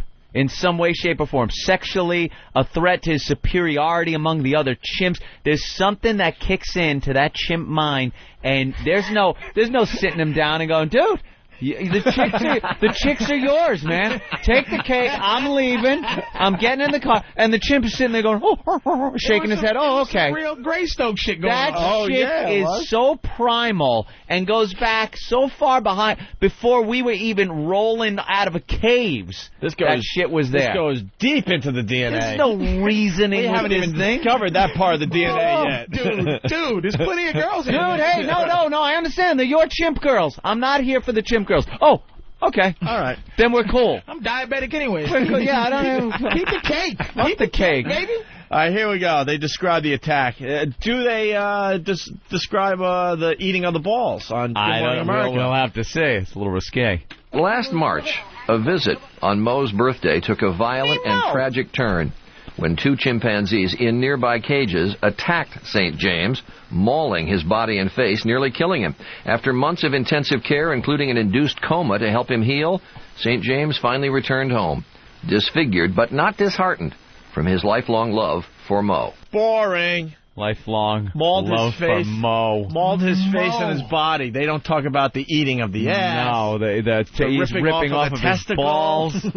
He ripped his balls off. Ripped his foot off and ate his ass. But they have to clean it up for Middle America. But you know what? He had to. At some point, he had to be unconscious when this monkey just kept ravaging. From what I heard, he wasn't. He wasn't. He was trying to fight it off. His wife was also trying to fight it off, and she lost a finger. After the fact, I'll beat a monkey's ass. I don't give a fuck. A goddamn chimp. After the fact, they are some powerful motherfuckers. After the fact, they put him in a coma so he could heal. That's how much pain he was in. Oh, they induced a coma so he could heal. So he could lay there without having to think that a chimp just bit his balls off. So they can take. I'd be yelling for a coma. So they can take shoulder meat off and now sew it back to where his patch it. The asshole protection. The part of your cheek that protects your asshole. They got to seal it up with his shoulder. They got to take some fucking Teflon balls and shove him in, make a sack out of his chin, like that fucking shit that hangs down when you're an old man from your chin. He grows whisker hair on his ball sack now. They just Frankensteining him together. He doesn't have any more of the skin that tightens up when he gets scared. He took his balloon knot, so it's just it just ate all that ass. Whole. It's just whole and flatness. It's like when he sits in a chair, his asshole is directly like... Oh, my God. So let's hear from the guy. Here we go, the interview. And so we turn to St. James Davis and his wife, LaDonna. They're joined by their lawyer, Gloria Allred. And we want to warn you that St. James' description of the attack is very, very graphic. Yeah. He's wearing a mask because, among other things, the chimpanzees who attacked him tore the nose right off his face. And his nose. Do you think you were going to die in all this? I really did. I can remember Donna laying on... I don't know if she forced the chimp off of me, but I knew they shot the chimp and he fell on me, and I could feel LaDonna grabbing me, that it wasn't the chimp. I was trying to protect my head, too, and wow, that didn't work. LaDonna just kept saying, please don't die on me. Please don't die on me. You remember that? I remember that, but I just couldn't answer her at the time. Yeah, I tried to talk. That was one of the hardest things in the hospital. I couldn't talk. Even the helicopter ride, they thought, take him to the coroner's office. A couple other hospitals refused to take care of me or thought I was too far gone. And if they did fix me with the head bleed into the skull injury, they figured I'd be a vegetable anyway. Wow. Whoa. Wow. A lawyer. Ripped his nose off. Than brought up a good point. He saw the video, and you could hear the guy's voice. He sounds like that guy from the original Star Wars in the cantina. My friend doesn't like you. I don't like you. I have the death sentence in 5 sectors. The guy that gets his arm cut off by Obi-Wan. His nose is pushed aside. Kind of looks and sounds like that guy. Oh, who's this anorexic chick? No, we were talking about this yesterday. The Insider with the anorexic chicks from overseas somewhere. Oh, the anorexic twins? Yeah, they weigh like 45 pounds each. Wow. They are skin and bones under that sweater. People are just fucked up. This is all the rage on the Insider. Like I would club them. Yeah. Yeah, them I would club without even blinking an eye. But that little seal... Asshole. Oh. I wonder if the other chimps are going to go because they're going to court. Yeah. He's suing. You're going to put the chimp in a suit. And other chimps are going to try to coerce the witnesses. Hey, look. Oh, man. He's got to like your balls? Yeah, he's got to get something for that. Ask your wife if she likes her vagina, because she can lose it, too. If you go. I usually don't support the lawyers, but, man, when you get that damage done to you, at least... I don't know. What do you sue? The monkey farm? Who knows? The monkey farm? It's your fucking monkey you would bring in the cake to. The first lawsuit against God. Yeah, sue nature. I'm suing evolution. Yeah. Here's more of the interview. Good. As this happened, you say you can remember it blow by blow. Yeah. Did it feel like it went by in an instant, or did time stop and just go very slowly? Well, like a professional fighter, they get a stool after about 3 minutes to sit on or rest or break time. This went on for maybe 10, 15 minutes, and I was so tired, and I was in so much pain, but I had to keep fighting. I kept telling Donna to get out of there or turn the water hose on them, and I never heard a response out of her, and this one with the 2x6 was just pounding the daylights out of me. And a 2x6? A couple times I'd put my arm up, and he'd hit my arm, or he'd hit my neck or back. It was just very excruciating pain. Dude, he was beating him with a fucking board? A 2x6? He picked up a 2x6? Is that what he said? Rage. He goes, this one with the 2x6. Oh, I thought that was the name of the ape. No, it sounds like some kind of chimp. There might have been some kind of enclosure that they were able to grab a board from. That is fascinating that they picked up and used a simple tool. Did you hear the question? Was it how fast was it going? Yeah.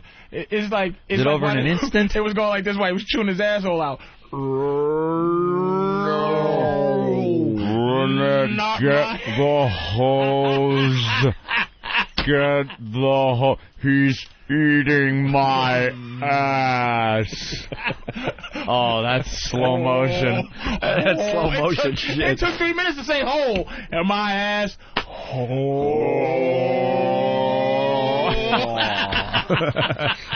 Well, it's been 10 seconds, but at least I still have my balls. Oh, no. At least I still have my ball. Imagine. Well, 8 minutes in. Oh, that's an eternity. Are you thinking that? Are you thinking that in that situation? You gotta be thinking. Are you thinking what body parts you still have? Dude, I think gotta be. And are you watching? Trying to live is like, are you watching the chimp eat your balls in your ass? Eating the nose they pulled off your face? You would think, right, that the chimp would do, like, if the chimp eats your asshole, that the anger you would have would make the chimp go, you know what, I did go too far. Well, this might be too far. Hold on. Okay, this has been fun. Did you just chew my asshole out? Yeah. Hold the fuck up. Hold up. You just chewed my asshole out, right? And the chimp goes, oh, man, I'm sorry about that. Like Hulk, you ever see Hulk Hogan when he's getting beat up? And he just goes, no. Yeah, no matter how hard he's getting hit, he gets up. He's like, You would figure you would get as much anger as the chimp without your asshole. Right. Nigga, I know you done just eat my motherfucking asshole. Hold on, hold my shit, baby. Now put the hose down. Yeah. Because now I'm pissed. Yeah, like the animals can sense fear and things like that. Can't they sense you're fucking pissed that you're getting your ass eaten by this guy? And like sit back and go, all right, maybe. Yeah, I took it too far. Yeah. And not just go, all right, let me grab his balls. I'm going to rip those off. And his foot and his nose. Let's go to Mike from New York. Mike? Hey, what's up, guys? Hey. Some people call it a chimpanzee. I call it a monkey. Punching out. You can't punch out. You are in a ditch. You are in a ditch full of burning jet fuel, my friend. That was a crash landing. Oh, God. Wow. Let's say hi to David in Ohio. David? Hey, he certainly sounded like him. I was wondering if he looked like the guy from Hannibal that was put the lotion on Hannibal Lecter's head. Oh, the guy after he ate his face when he was in the jail cell, and he like tore his face off so he could use it as a mask? Yeah. Oh, he probably did. Here we go. More of the interview. Hey, Mo. So since March 3rd, how many surgeries? 28. 28. I've been through 28, and they roughly guess it's probably another 20 to go. Mostly skin. 26 of them have been asshole surgery. Oh. One face, one ball, and 26 asshole surgery. They're trying to reconstruct his asshole.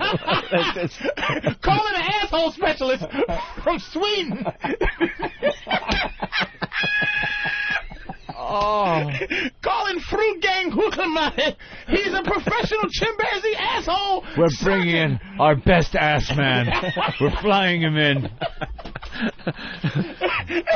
Oh, this is a gaze I have never seen before. Did a chimpanzee eat your asshole? Very interesting gaze we must solve. I'm calling the asshole specialist. If I did not know any better, I would think an ape had eaten your asshole. He did, you motherfucker. 28 surgeries, 20 to go. 20 more surgeries. We got 2 more balls and 62 more asshole ones. Oh. Your asshole be fixed right up. They're just ravaging this guy like a junkyard Buick trying to find a fender here. And there'll be a time where he goes, listen, fuck it, keep my asshole the same. Just leave it alone. You know what? I'll take plastic surgery. Just fix my face up. Just fucking using shoulder blades for his ass cheeks. Reconstruction. Bionic asshole How surgery. many parts can they get? Probably another 20 to go. Mostly skin grafts so far? Yeah, they done mostly off my legs and my side. And then prosthetically they have to rebuild a nose for you? Yeah, I don't have a nose. Can't do Eskimo kissing. Oh, my God. That's a joke, but not a joke. Yeah. No, it's a joke. Yeah, it's a joke. He's trying to be funny. Can't do Eskimo kisses. He wants to keep this guy like so emotionally in the gutter for this interview. Yeah. He's like, I can't do Eskimo kisses. The guy should have said, yeah, but he goes, that's a joke, but not a joke because you really don't have a fucking nose. And I'll remind you at every turn. And you can't do the bump either. You fucking dick. The guy's trying to like cheer himself up. Yeah. Would you stay with your wife if she had an asshole chewed out? Hey, wait a minute. Would she stay with you like, you couldn't hit him with the goddamn hose? I know. The wife was probably just doing nothing. Get this monkey Or maybe she was getting some payback from their relationship. Yeah, I'm going to get the hose. I'm going to get the hose. Chew his asshole out. Chew his asshole out. Come on, Schnookums. We have one more clip. Now, you've got all these surgeries, St. James, to go through still. You have a lot of nursing care to go through. And yet you feel no bitterness toward these animals. Well, little. I know they had to shoot them, otherwise I would have been alive. I should point out Mo was not part of this attack, right, LaDonna? No, and I only got one glimpse of him as I was going to the dirt to fall, and I looked directly at Mo, and he was scared to death. I don't think he realized what was even happening. Mo. I would suspect, though, St. James, it would be awfully hard to go back to the scene where you got so viciously attacked. I really don't want to go back to the scene. I'd like to have him maybe put elsewhere. I would feel a lot better if we could be together again. I doubt if he even knows if I'm still alive. But we're hoping that they're going to be able to see him. Is that We're working on that. You get impatient, I know, but all good things in time. Yeah. You take care. All the best to you. LaDonna, thanks. Gloria, thank you. Thank you, Charlie. Thank you, Charlie. Don't let the doorknob hit you. All right, next. You're chewed up. Are you serious, dude? It's like, and poor Mo, and you know what happened? Let me tell you, because I got a tank full of goddamn cichlids. Animals bitch other animals up. You understand? Like some fish, they just, you know who the boss is. That poor Mo was sitting there like, if he could tell him, don't come in here, man. He probably knew Conga beforehand. Is a dick. Yeah, that this motherfucker is going to just eat your ass if you set foot in here. Mo is bitched up. Mo's like, hey, man, you know, don't come in here. Do not come in here. Mo got, like, he wasn't in control in the house, and I bet you he could come back home now and be in control because he dealt with the guy that chewed out his master's asshole. Wow. Better shoot him, though. And then now Mo's going to attack him because he's going to go, Mo. And he's going to go, who is this scary nigga? This guy. You better get out of here with no asshole. Where's my daddy? He had an ass. My daddy had an asshole. Yeah, but Conga ate it. No way, Conga. Oh, boy. Testicles, Mo. We're going to eat some asshole. Hey, Mo, come on over. Hey, Mo looks scared. Mo just sitting in the corner as Larry and Curly eat this guy's ass. He's just in the fetal position in the corner of the cage. You'll grab his foot. I'm going to bite his nose off. Oh, my God. What an awful, awful thing to have happen. I'm starting to feel the pain of that. It's just, I know. Starting? He had to get through the asshole protection meat. Like, there's your a lot of meat butt cheek, but there's asshole protection. Yeah. And then there's, like, he got to the asshole. And the balls. This guy must be in excruciating everything. Every day. Every day. And how obscure is it? It's like, you know what? Hey, man, I was a survivor of a terrorist attack, or I was tortured. But it's like, you know, it's so uncool to go, monkey. A monkey got fucked my me ass. up. So it's like, you're that fucked up from a monkey attack, nigga? Yeah. What? It's not like being in Afghanistan and you're shooting at some motherfuckers and they shoot back and clip you and you lose an arm or something. Yeah. And I took out 3 of them and we were, you know. You should see them. Yeah. You can't even say you should see the monkey. You should see the monkey, man. No. Fucking monkey kicked your ass and there was nothing you could do about it. That monkey sitting around, well, he killed him, but he would have been sitting around eating a walnut. Other monkeys, they wouldn't even been going, man, that was some ill shit you did to that asshole. No. It was like business as like, usual. You can brag about that. Yo, you went off on that nigga. Man, what happened? Yo, man, you know, you came up in here, right? And then, you know, he just, you know, I didn't like the way he looked at me, so I'd pull his balls off, nigga. They could have thrown him in Rikers and he'd have gotten off better. But that's a threat that if you made to somebody when he's getting ready to fight him, it would be so obscure, like, nigga, I'll chew your asshole out. Rip your foot off your nose. I'll take your balls off and chew your asshole out. You better shut your mouth. Let's go to Dave in Massachusetts. Dave. Ramon gets me an asshole. Punch it out. All right. Hey, we should take a break, Anthony. All right. Before we go to break, one last thing. You know this arch enemy thing? Oh, the meeting with an arch enemy. Arch enemy. I'll play this audio that Tom came up with, and then I have an update, okay? An update? A very good update, yes. Your friends become your enemies, and your enemies become your friends. a lot of people talking. Isn't it funny when you read the message board, the speculation thread, and they grab like a word that was said during a sentence and just run with it, and it's completely wrong. BCN and that is right. Love reading those. And then we hate everyone that was at WAF. Jeremy, Tim Sabie and Jim Brewer used to be a great We'll be taking a meeting with an arch enemy in the very near future. With an arch enemy. You got to think they're going to help us eventually. I believe this meeting will be going down in the very near future. You're meeting with Mr. Pat Morita? No joke. An arch enemy. We might not have a choice. Might not have a choice at this time. That's how I'm justifying this stupid meeting, by the way. It all makes sense now. It has to happen. It has to happen, Anthony. This enemy now would be our friend.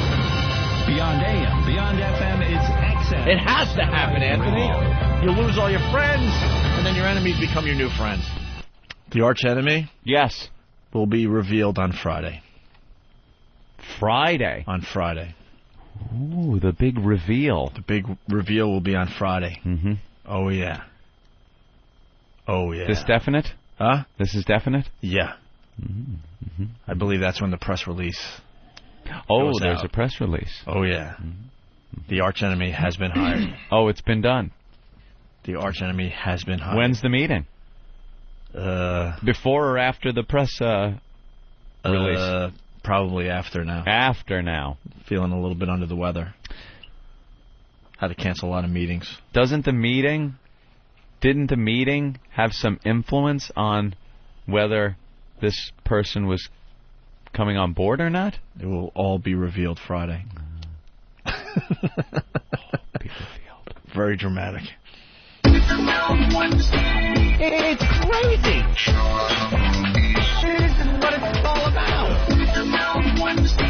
Oh, I love this.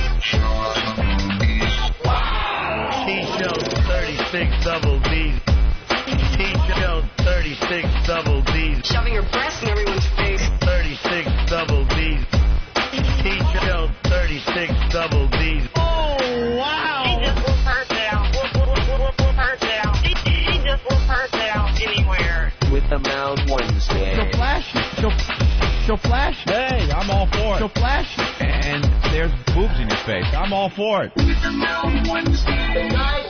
Breast. Hey. This is what it's all about. Oh, I love this. Wow.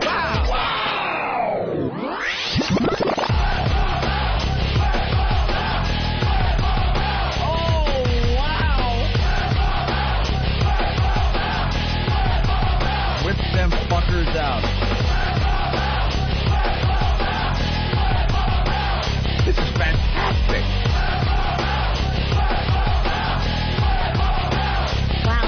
Wow. That's why we call it wow. Talk about the boobies. Take your bra and take it off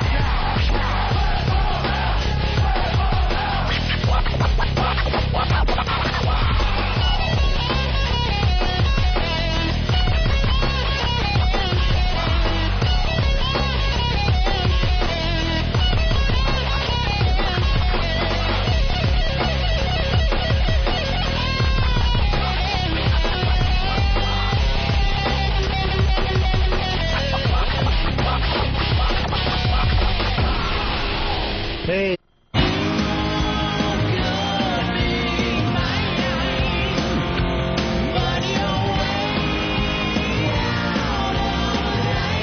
You're checking out the Opie and Anthony program on XM Satellite Radio. The O&A virus spreading across America, and in the very near future it spreads to XM Canada and to DirecTV, Anthony.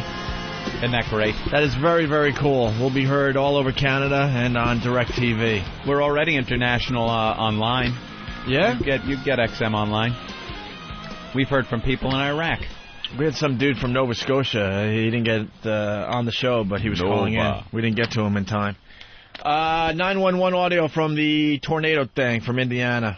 Tornado thing. Oh, the tornado thing. Very tragic. 911 call? Yes. Let's go to it, see what this is See what it's about. In southern Indiana, residents of a mobile home park destroyed in Sunday's deadly tornado will be allowed home today. They are being given a couple of hours to search the wreckage for personal belongings. Meanwhile, we are now hearing frantic 911 calls that victims made in the wake of that storm. Evansville 911. Oh my God, there are cars upside down. Do I need to go see if there are people in these houses? There's no houses, sir. There's nothing. There are no houses. There's nothing around us. My brother's bleeding and so is my son. We got people trapped in these trailers out there. Sir, we have got everybody coming as quickly as they can. Okay, so I hear people screaming everywhere. 22 people died in the storm. Dozens are still in the hospital. That's just nuts. Are there people in those houses? No, there's no trailer left over here. There's trailer park.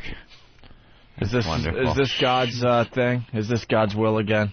Of course it is. The finger of God. Yeah, man. Just goes down there flicking fucking towns. Poof. That shit is insanity, man. I was thinking about these national disasters the last couple days, and some people are like, yeah, I see, it's it's just attacking the poor people and the people that we don't really need on this earth, and New Orleans, look who they took out, blah blah blah blah blah. And I was thinking about that, like, that's pretty interesting, right? Yeah, but rich people, they deal with different disasters. Well, no, what it comes down to, though, with these natural disasters, a long, long time ago, our ancestors figured this shit out for us. It was trial and error, and thank you. Out. I bet you there was a time they tried to build a city in Tornado Alley and said, you know what, this shit ain't going to work. Nah. This ain't working, so we're going to move to a place that's a lot safer than this. Then they tried down in New Orleans, and all of a sudden they get a flood from a hurricane. And say, that ain't going to work.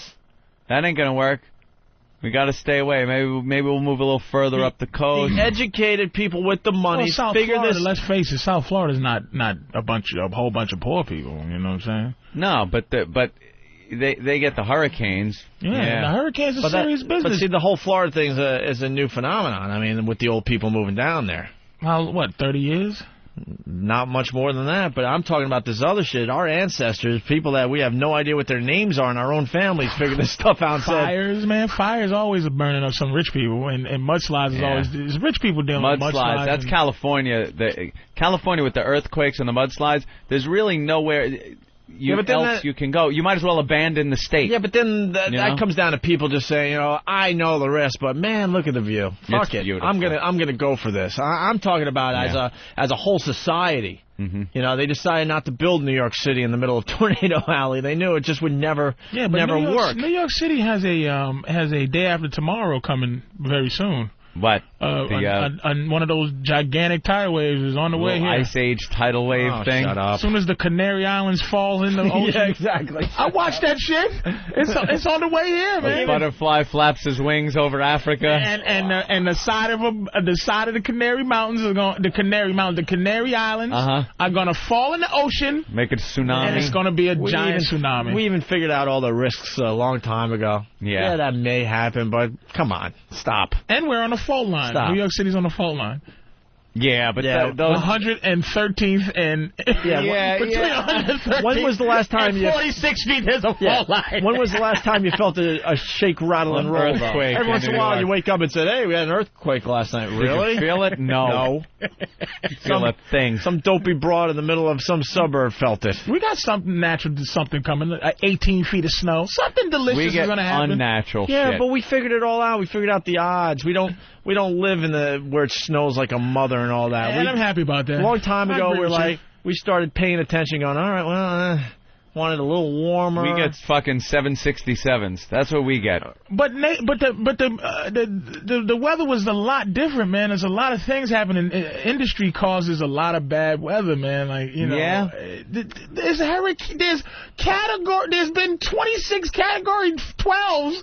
Since like August. There's only been one Category 5 ever before. Can't that the shit 6th just this year. happen? It just happened. Can it just happen? It's the world. Do you know back in the 30s, world's getting pissed off, man. Back in the 30s and 40s, this country was pumping out more goddamn coal. There was like a constant layer of smoke over the country. We've actually cleaned our shit up. Yeah, and we really did. Yeah. Back in the old days. And we just notice more now because of 20 smokestacks. When was the last time you drove around and just saw black smoke billowing out of smokestacks as like chang, chang as Model Ts are flying out of a factory. Chang, chang, that makes chang. a good point. We have cleaned up our shit pretty good. We're getting fucking there. clean. We haven't cleaned it up. Clean that shit up. It's this around-the-clock news and stuff. We're just paying more attention. Anthony brought up a good point a few weeks back saying, hey, there was a time hurricanes and tornadoes and all this shit happened. You didn't have a warning, and you never even read about it. You're sitting on the beach you had in no fucking idea. the Gulf, and all of a sudden, such a nice day, but some clouds are rolling in, and there's just swirling death a few miles off there. You think we should leave? Hey, all the... we'll just get a little rain. I think it'll get a little rain. The ocean just sucked away for 6 miles. Yeah, exactly. I'm going to go shell collecting. I bet we get some good shells 6 miles out. Oh, there's some fish laying right there. Bass. Let's get some. We're going to eat good tonight. Listen, I want to go back in time and live where, you know, all this horrific shit was happening and you don't even have a clue. There must have been a time and none. You know, in the land we're sitting on right now, you know, just living our lives, and on the other side of the world, just millions of people are dying, and you would go through your entire life and have no fucking clue. You know that there are people that it's not that people feel. There's people still living on the side of Mount Vesuvius. There's still people living in Pompeii or whatever the fuck. No one moved. Yeah, but that was the first thing we figured out. Obviously, all right, we're not going to build a city here. You know, it's trial and error. It's trial and error. That's why That's why a lot of these national disasters happen in the poor areas. Because they're the people that moved in. Because they're the people that moved in. I'm telling you. A Republican? Why build a nice house in Tornado Alley when it's going to get destroyed, when you can just wheel your trailer home in? Someone about the fires every week where rich people live. Where's that? Someone in the Colorado woods, the big fires that burned down all those houses. Burn down all those rich white people's homes. Yeah, because that's, you know, no, he doesn't have a point. That's Mother Nature? Yeah, but then there's also people that are just stubborn and in general. I'm talking about as a group. We figure this shit out. There'll always be the stubborn people going, fuck that, I'm building my, you know, a multi-million-dollar house in the middle of Tornado When was the Alley. last time you saw a major city consumed by a forest fire? See, that's what I'm saying. You know, that shit don't happen because they say we're not going to build it there because that's where the fires happen. But you'll get like, I'm going to build my mansion right here on this hill. So what made the people build New Orleans where they built it? Black people didn't build New Orleans, but, you know. It was a great port city. So wherever the port cities were, that's where cities would pop up. But to not just make it a port city and then build around it, live there, people should have stayed fucking back. Stayed back. Let the railroads go in, pick up your goods, and take them to where the water doesn't come up every so often. Those Ohio floods that happen twice a goddamn year, those aren't a bunch of poor people. I don't think that. My point is, it's Ohio. It's Mother Nature. It makes decisions. This city has got something coming. No, but you think it does? You look at 75 feet of snow. They got the map of America right there. Yeah. You know where the shit is most likely to happen. And our ancestors figured that out a long time ago and moved out of those areas. The rich and the one is coming more fortunate. Forever. California. In California. Yeah, the big one. They keep warning us. It's like, hey, we don't know when, but the big one is coming. There's an asteroid with our name on it somewhere. Well, the asteroid, we're all fucked. We're all doomed. When it happens because this planet gets bombarded every day with something from outer space. It's just a big block of cheese is about to hit. Small enough, it burns up. We have our protection. But the big one, you just got to hope the Earth's turned a certain way. It's not on your house. It happens to be on the poor other people. side of the I Earth. feel bad. It's just a thought I had. But poor people, and you know, I just thought the ancestors figured out the good areas to live and moved out of these poor white people. Poor white people. Poor white people get the tornadoes. You never fucking see black people going, everything was just taken away in 1 second. All that. New Orleans. When's the last time you could think of? And I'm not a history goddamn major, but when's the last time you heard of a bunch of black people really? We deal with violence most of the time, poor black people. But when's the last time you heard of poor black folks besides New Orleans dealing with some goddamn wind or some water? You're right, or big snow, or never. You are absolutely right. This is a poor white people because problem. they live in the urban areas, and like we were saying, it's been figured out where to put urban areas. Why wouldn't they put if it's racism like that? Why wouldn't they make the biggest projects in Tornado Alley? See? Let them niggas deal with that wind. Because we need to get our drugs, man. We don't want to travel too far. Not only that, by the time we figured that shit out, you guys were already onto us. And we go, I'm not moving there. Ah, you hunkies. There you go. Trying to put us in the middle of the tricky cracker wind. There you go. Doing what you do. Let me tell you, this is a paradise, Tyrone. You're going to move into this place. It's going to be wonderful. Where is it? Kansas. It's in Kansas. And just this luxury fucking apartment building. Kansas, Kentucky. Built a couple of them. Yeah. That's where them Jayhawks are, right? Oh, yeah, beautiful Jayhawks. You're going to love it. You're going to love it. Tyrone in Kansas. That shit it's amazing, man. Wind kills white Mother people. Nature, that's the arrogance, right? Right there. The arrogance. That's why people get their assholes eaten out. Is because there's nowhere you can go to stop the God's wrath. No. Nowhere. There's no fixing it. Eventually, you're probably right. Eventually, New York will have some huge natural disaster. Something nasty got to happen. I think we're much more in danger of ourselves, technology, terrorism, we're things like that. Oceanside City or something, whatever the water. We're on the Atlantic, aren't we, somewhere? Yeah, but nothing happens here. There isn't this big fucking fault line running that's going to make a tsunami. Yeah, Long Island's the water isn't crazy. It's not. And we got a bumper called Long Island. Long Island, a little buffer there. A little buffer. That's nice. Keeping everything. Long Island. You know. Fuck it. What's really going to happen? Exactly. It's just a stupid theory I'm working on. You keep working on that one. Just poor people dealing with this situation. Well, yeah, I'm thinking the ancestors. We had all of America. We're like, all right, covered wagons, settled down, built a little village. Shit out, going, all right, let's build a town here. Oh fuck, there's too many tornadoes, so we'll move it a little further this way, a little further that way. Like why Chicago? Because Chicago's in the Midwest with all that. Yeah, but there's horse shit. It's another port city though, Chicago. Right on the lake. What? Right on the lake. A lot of commerce comes into Chicago on the lake. On the lake? The Great Lake. There's a Great Lake. But isn't only... There were a lot of There's no outlets. Is there an outlet for that lake? You could get up into Canada. You could get out. Didn't Lewis and Clark find a way? Or that other two guys? I don't know. The lakes they're massive, man. And there were a lot of Henry cities. Hudson. There were a lot of cities on the lake, and now they're not rebuilding those areas anymore because they don't want to live there. Where's that? Like Buffalo. Has its problems. Well, see, now that's a stupid city. That's the dumbest city in the United States. They had a lot of industry up and down. I'll say it, up Buffalo. and down the coast of the right. That lake there. That is somewhere that Buffalo the dumbest city? Years ago, when Opie was talking about when we would trial and error, you set up a little village. If it lasts, it builds, it gets bigger and bigger. If it gets blown away or frozen over or something, you move on. You go somewhere else. Buffalo, for some reason, decided, hey, this place is a fucking freezer, but let's stay here. And every year they get snowed in to where, you walk down the sidewalks and the snow is over your head, right? I spent like 3 winters there. There's no reason gotta be snowing to have a major city in that kind of cold. So. But God bless them. Wow, sit there watching they just knew where to build them. Like they built them there and they said, oh shit, this is a lot of wind right here. Let's get out of here. How many of these like booming fucking honky tonk piano playing saloon places just blew away? Yeah, but like, then this is great. Who was alive to go? Maybe we should. Listen to me.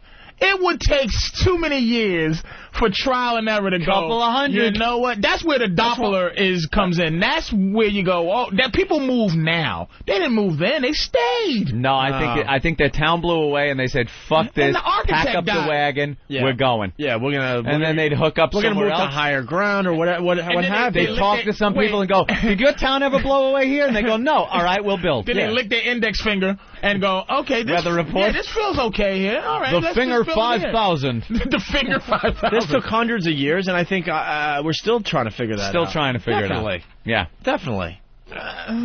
Now we get hit by those 100, 200-year storm things that happen and go, see, we didn't Arizona. know. Arizona's becoming the new rage for the old people, right? Maybe because of no pollen but it's 112 all the old degrees. people It's said dry heat. all the old people said, "Fuck, we could get around America a lot faster. Let's move south and live in Florida." Right, but now maybe they're starting to figure out it wasn't the greatest idea after all, and now they're trying out Arizona. It's happening as we speak. It's 10,000 degrees. People, you can't escape it. It's happening as we speak, but in general, I think our ancestors figured this shit out. I like dealing with the snow. I'll take the snow.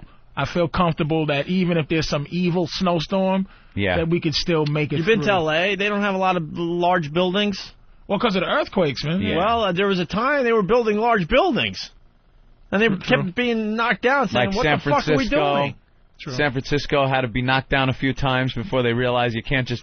But why didn't they realize get out of there? See, that's going to your thing. Okay, I think... Why not, let's get the hell out of here. It was later on, and they started looking at it and going, this is a great place, we can beat this shit. Yeah.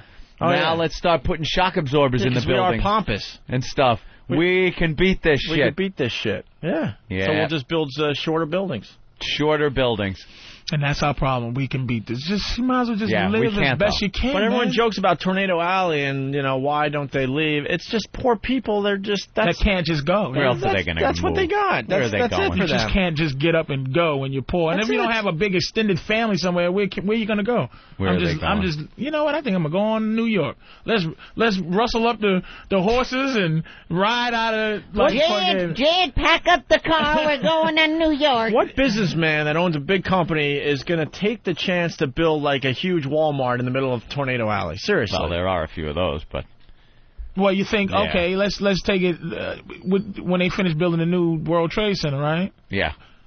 Are business people going to still rent office space in there? Yeah, because just like San Francisco thought they had the earthquakes figured out and fixed it, we can fix it. Yeah. Now we got defenses in place. Odds are it's going to be very hard for them to get a hold of a few fucking passenger jet airlines these days. Very hard for them to pull that off again. That's a one-time deal. Let's say hi to Jim in Colorado. Jim? Oh, hey, how's it going there? I was just calling to say that most of our cities and stuff like Boston and Chicago were Indian villages.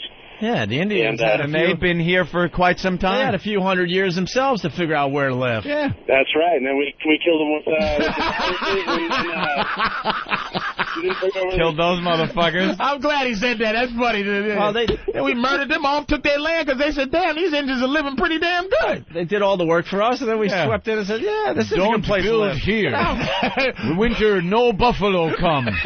No, build 'em here. No, big wind sent down to destroy planes. We live... Oh, so you're saying here's cool? Yes, here, good place. All right. Thank you. Thank you. You know something? That's actually genius, man. Anything that makes sense to me, man. That makes a lot of sense. The Indians came. They were here. How long you been here? Many moons. Many moon. And it's like, all right, nice talking to you. Here's some liquor and some corn. Nice talking to you. Anything bad happen here? No, but last village, big spinning wind god come. Take village away. Spinning wind god. Okay, we don't live where spinning wind god is. Right. I gave my daughter last month. Me give daughter last month. Still spinning wind god. Spinning wind god. Then we move further, so more warmth, and we go to water. But then big spinning water god come and take village away. Oh, we're spinning water god. I don't like the sound of him. Where else to go? I don't like the sound of him. Went west, further toward where sun set 'em, and then. Big shaky god, shake our village down. I'm glad you're seeing it my way finally. But the Indians, there's some logic in this. That's okay. There's some logic in this. I go with that because at least it gives the Indians I like a story that makes white people the villain. The bad guy. Opie's story. White people was like, "Hey man, we came here and we were building. That's what we did." But it's like, okay, the Indian thing I can go with. I said like answer. I mean, a long time ago. I mean, Tornado Alley's not all of a sudden going to be the East Coast. Big spinning wind. Big spinning windham god. We absolutely, as white people, we're not the bad guys in that either. I got to defend Whitey when it comes to the Indians and the United States of America. Patrice is looking at me like I'm insane. How? Wow. You know what? That's so outrageous. Please defend slavery first. First. That's so outrageous that you would say we're not the bad guys in this? I have to explain why. That's why they own these casinos now, because of your goddamn guilt for what you did to them. Go. That's not guilt. That's them finally coming around and saying, let's assimilate and find out how to make some money off of these white people. No, that's like because they said, okay, listen, this is what we fucked you over so bad. We're going to give you this land, and we're not going to... Our government has nothing to do with what you do. So they got smart and built fucking casinos, and they can't tax them. Right. They can't do all of that shit. It was classic, we're sorry for what we did. Right, because we'd have absolutely been able to say, we're going to tax you, we're going to do this, and go fuck yourself. What are you going to do about it? Right, man, it's guilt. But in the beginning here, I'm talking when we first came over, as a race of explorers and conquerors. Criminals! Well, no. You know what? It's a different time now. Let me ask you something. It sure is. You ever play Monopoly? Yes. Doesn't your strategy change from the beginning of the game to the middle to the end of the game? Yes. The beginning of the game of what I call civilization on Earth. Okay. I call it the beginning of imperialism myself. It was different. You went somewhere. If you were stronger than who was there, you took their shit. If someone else was stronger than you, they took your shit. Up until a certain point when we started figuring out maybe this isn't right now because of the times we're living in. But at the beginning, it was all a matter of coming over, kicking ass, and taking the property. Conquering. The beginning of Monopoly. What do you do? Click, click, click. Move your dog, move your thimble. Buy it. I'm buying this. I'll buy that. Everything you land on, you buy. Then once you have the shit, now you start negotiating. I'll trade you Park Place for all the yellows. But how do you trade what you took?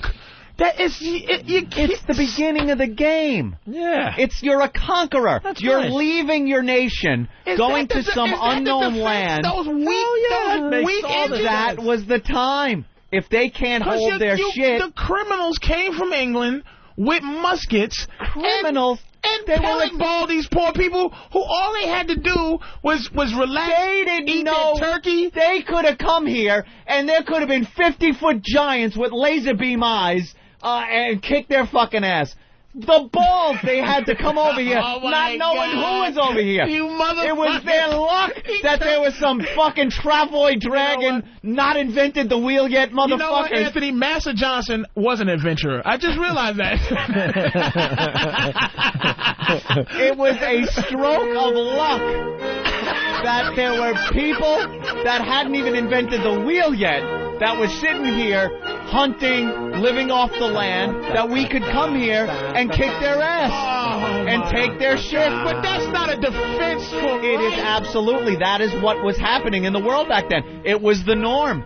That is absolutely, it was accepted behavior in this world. So now it's not accepted behavior. Right, the game changed. So, but we still embrace the what you're saying, how we got it, that this country knows it was wrong, but you still embrace what you did. You realize the ideology is wrong, but you still embrace what you did. I do. It wasn't wrong. A lot of people don't. It's not a popular ideology to have. I embrace it. Give it back to the Indians. I look at it like it wasn't wrong for the time.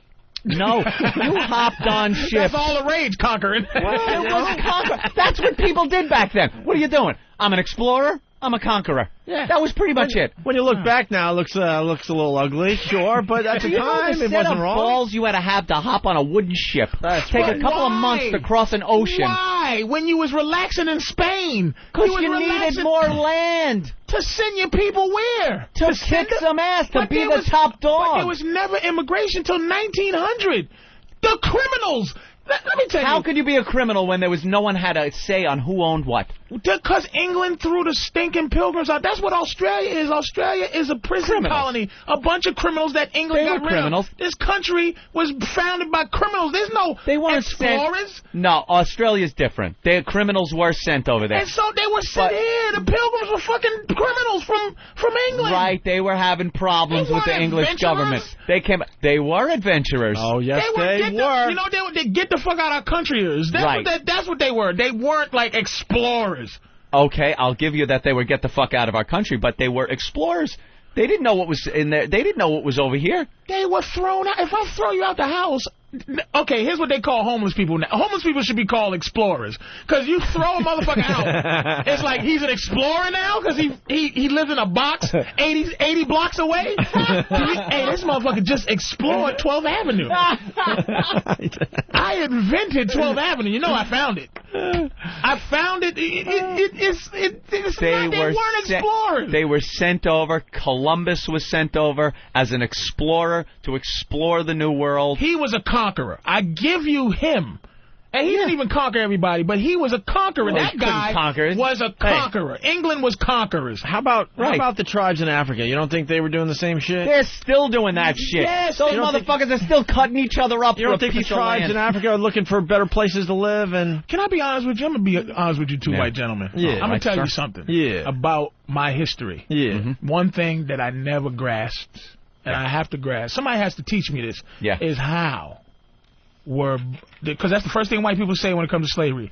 You sold yourself. Right. I don't understand what that means. I don't understand how black people had to do with slavery. I don't get it. There's like the village like head muckety muck guy who would make a deal with the Europeans that would come over with the boats and sell his people or another tribe that they would capture to the whitey. So Roots was a lie. That white people just came in with a couple of things and tied around your neck and stole some black people? I think it would be difficult for a bunch of Europeans to circumnavigate the jungles to go finding you guys and bringing them into a boat. Go find you guys. I think it's easier to get a muckety muck that knows the lay of the land. Go find you guys. Who needs their ass?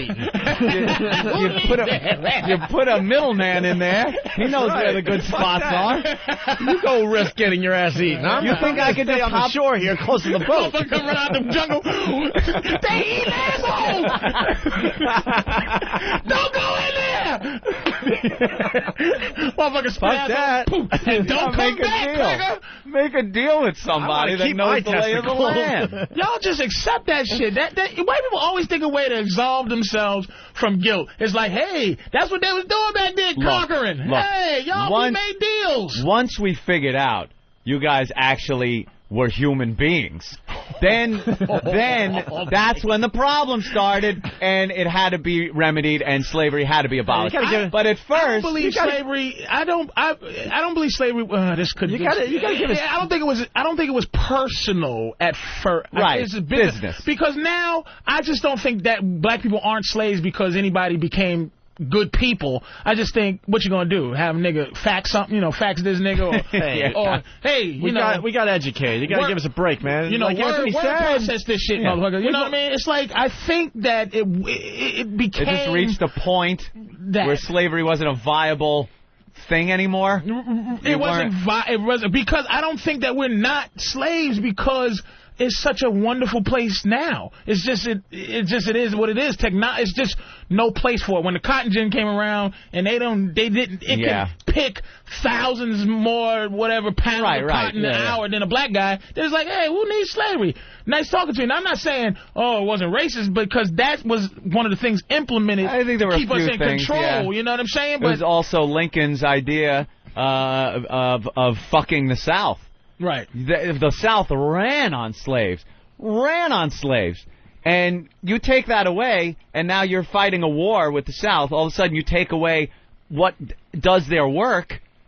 That's why Lincoln wasn't this, I love black people. Right. No. Free the slave. This is morally reprehensible. And that's like the selling point. Mm-hmm. But the truth of the matter was, I want to break the South's spine. That's what we're going to do. I think that this country is like you said, poor people. It's a thing for poor people. It's very sensible to put a poor white man. The best weapon you can use against a poor white man is convince him that this country's yours. And really, it's not yours. It's to convince him, like, hey man, you know what? There's a nigga living better than you. Some rich white guy going, a nigga's down the street living better than you. Go get him, white man. This is the white man's country. Go get him. Because you don't go get them.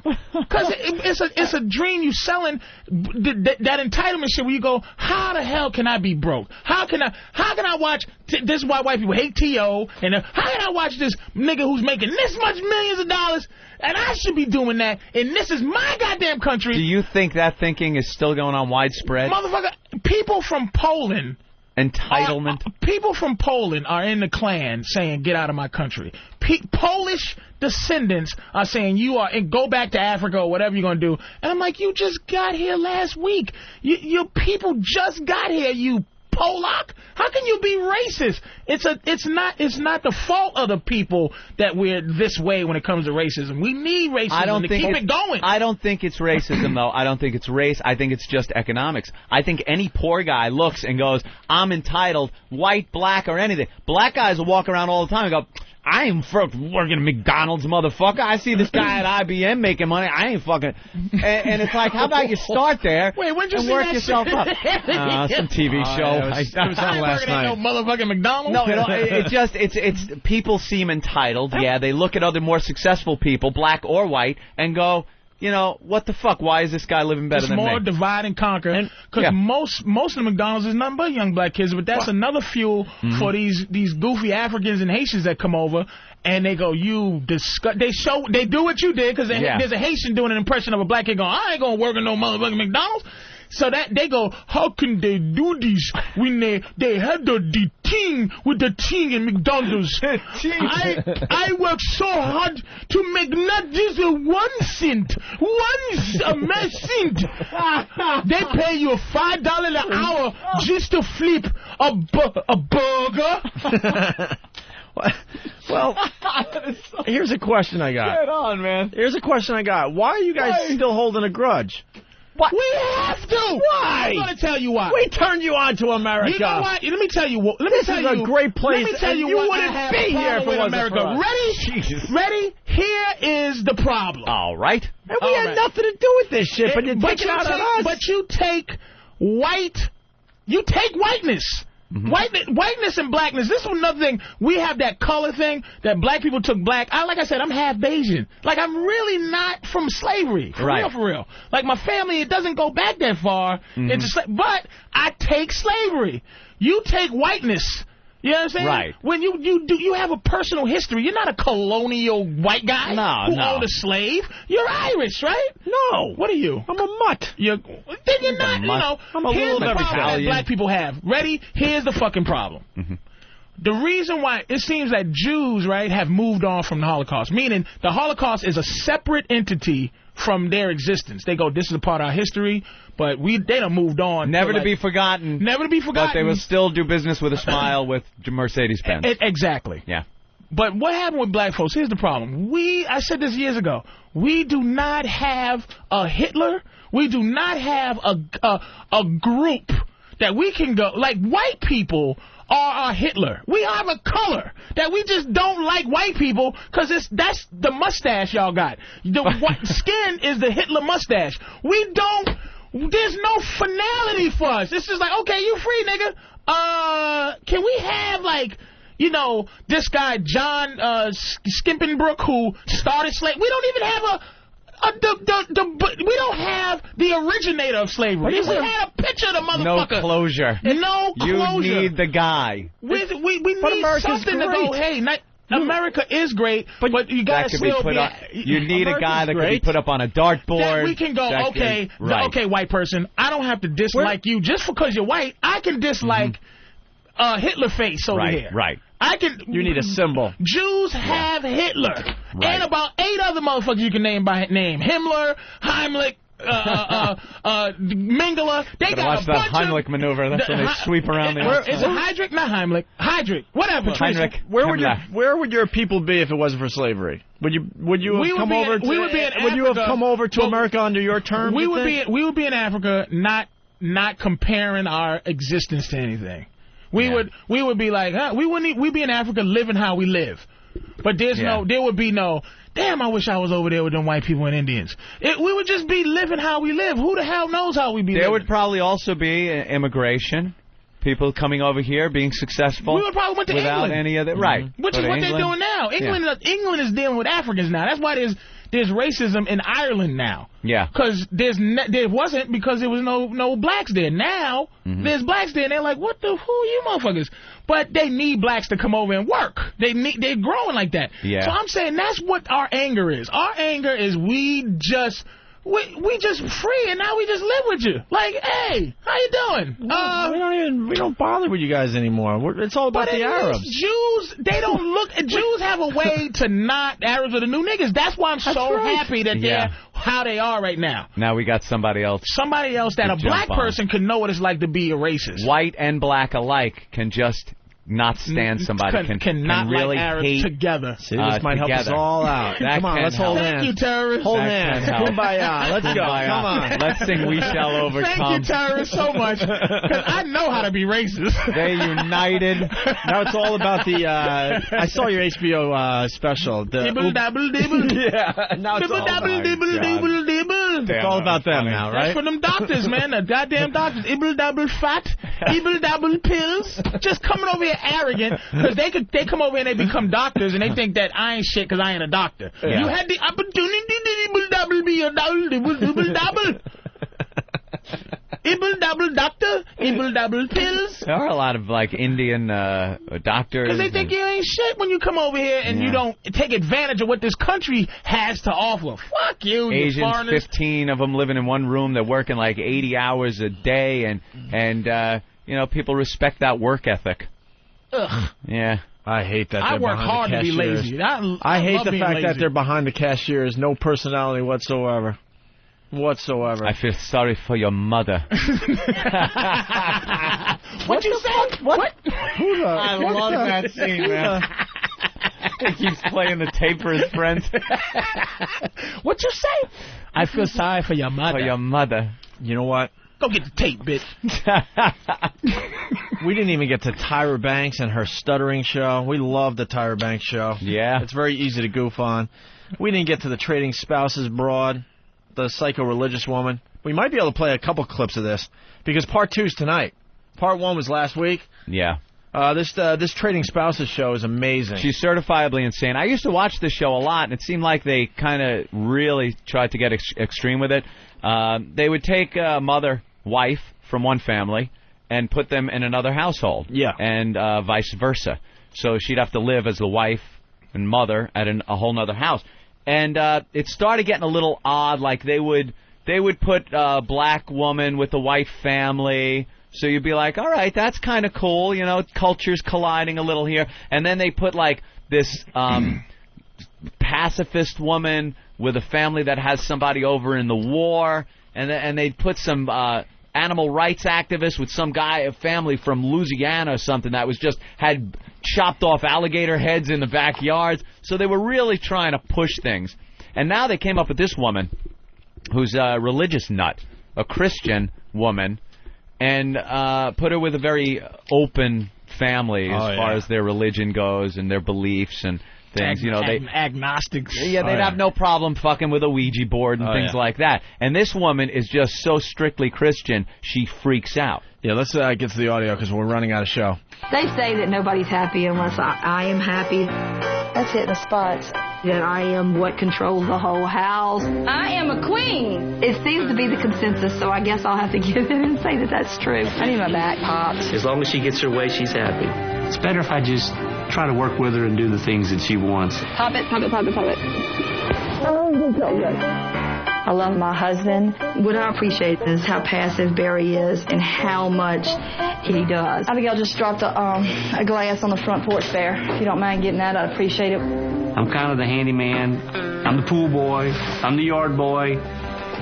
Trash and stuff. That's pretty much for Dad to do. All right. So they're setting it up there. So the psycho-religious woman, now she's talking to God in this clip.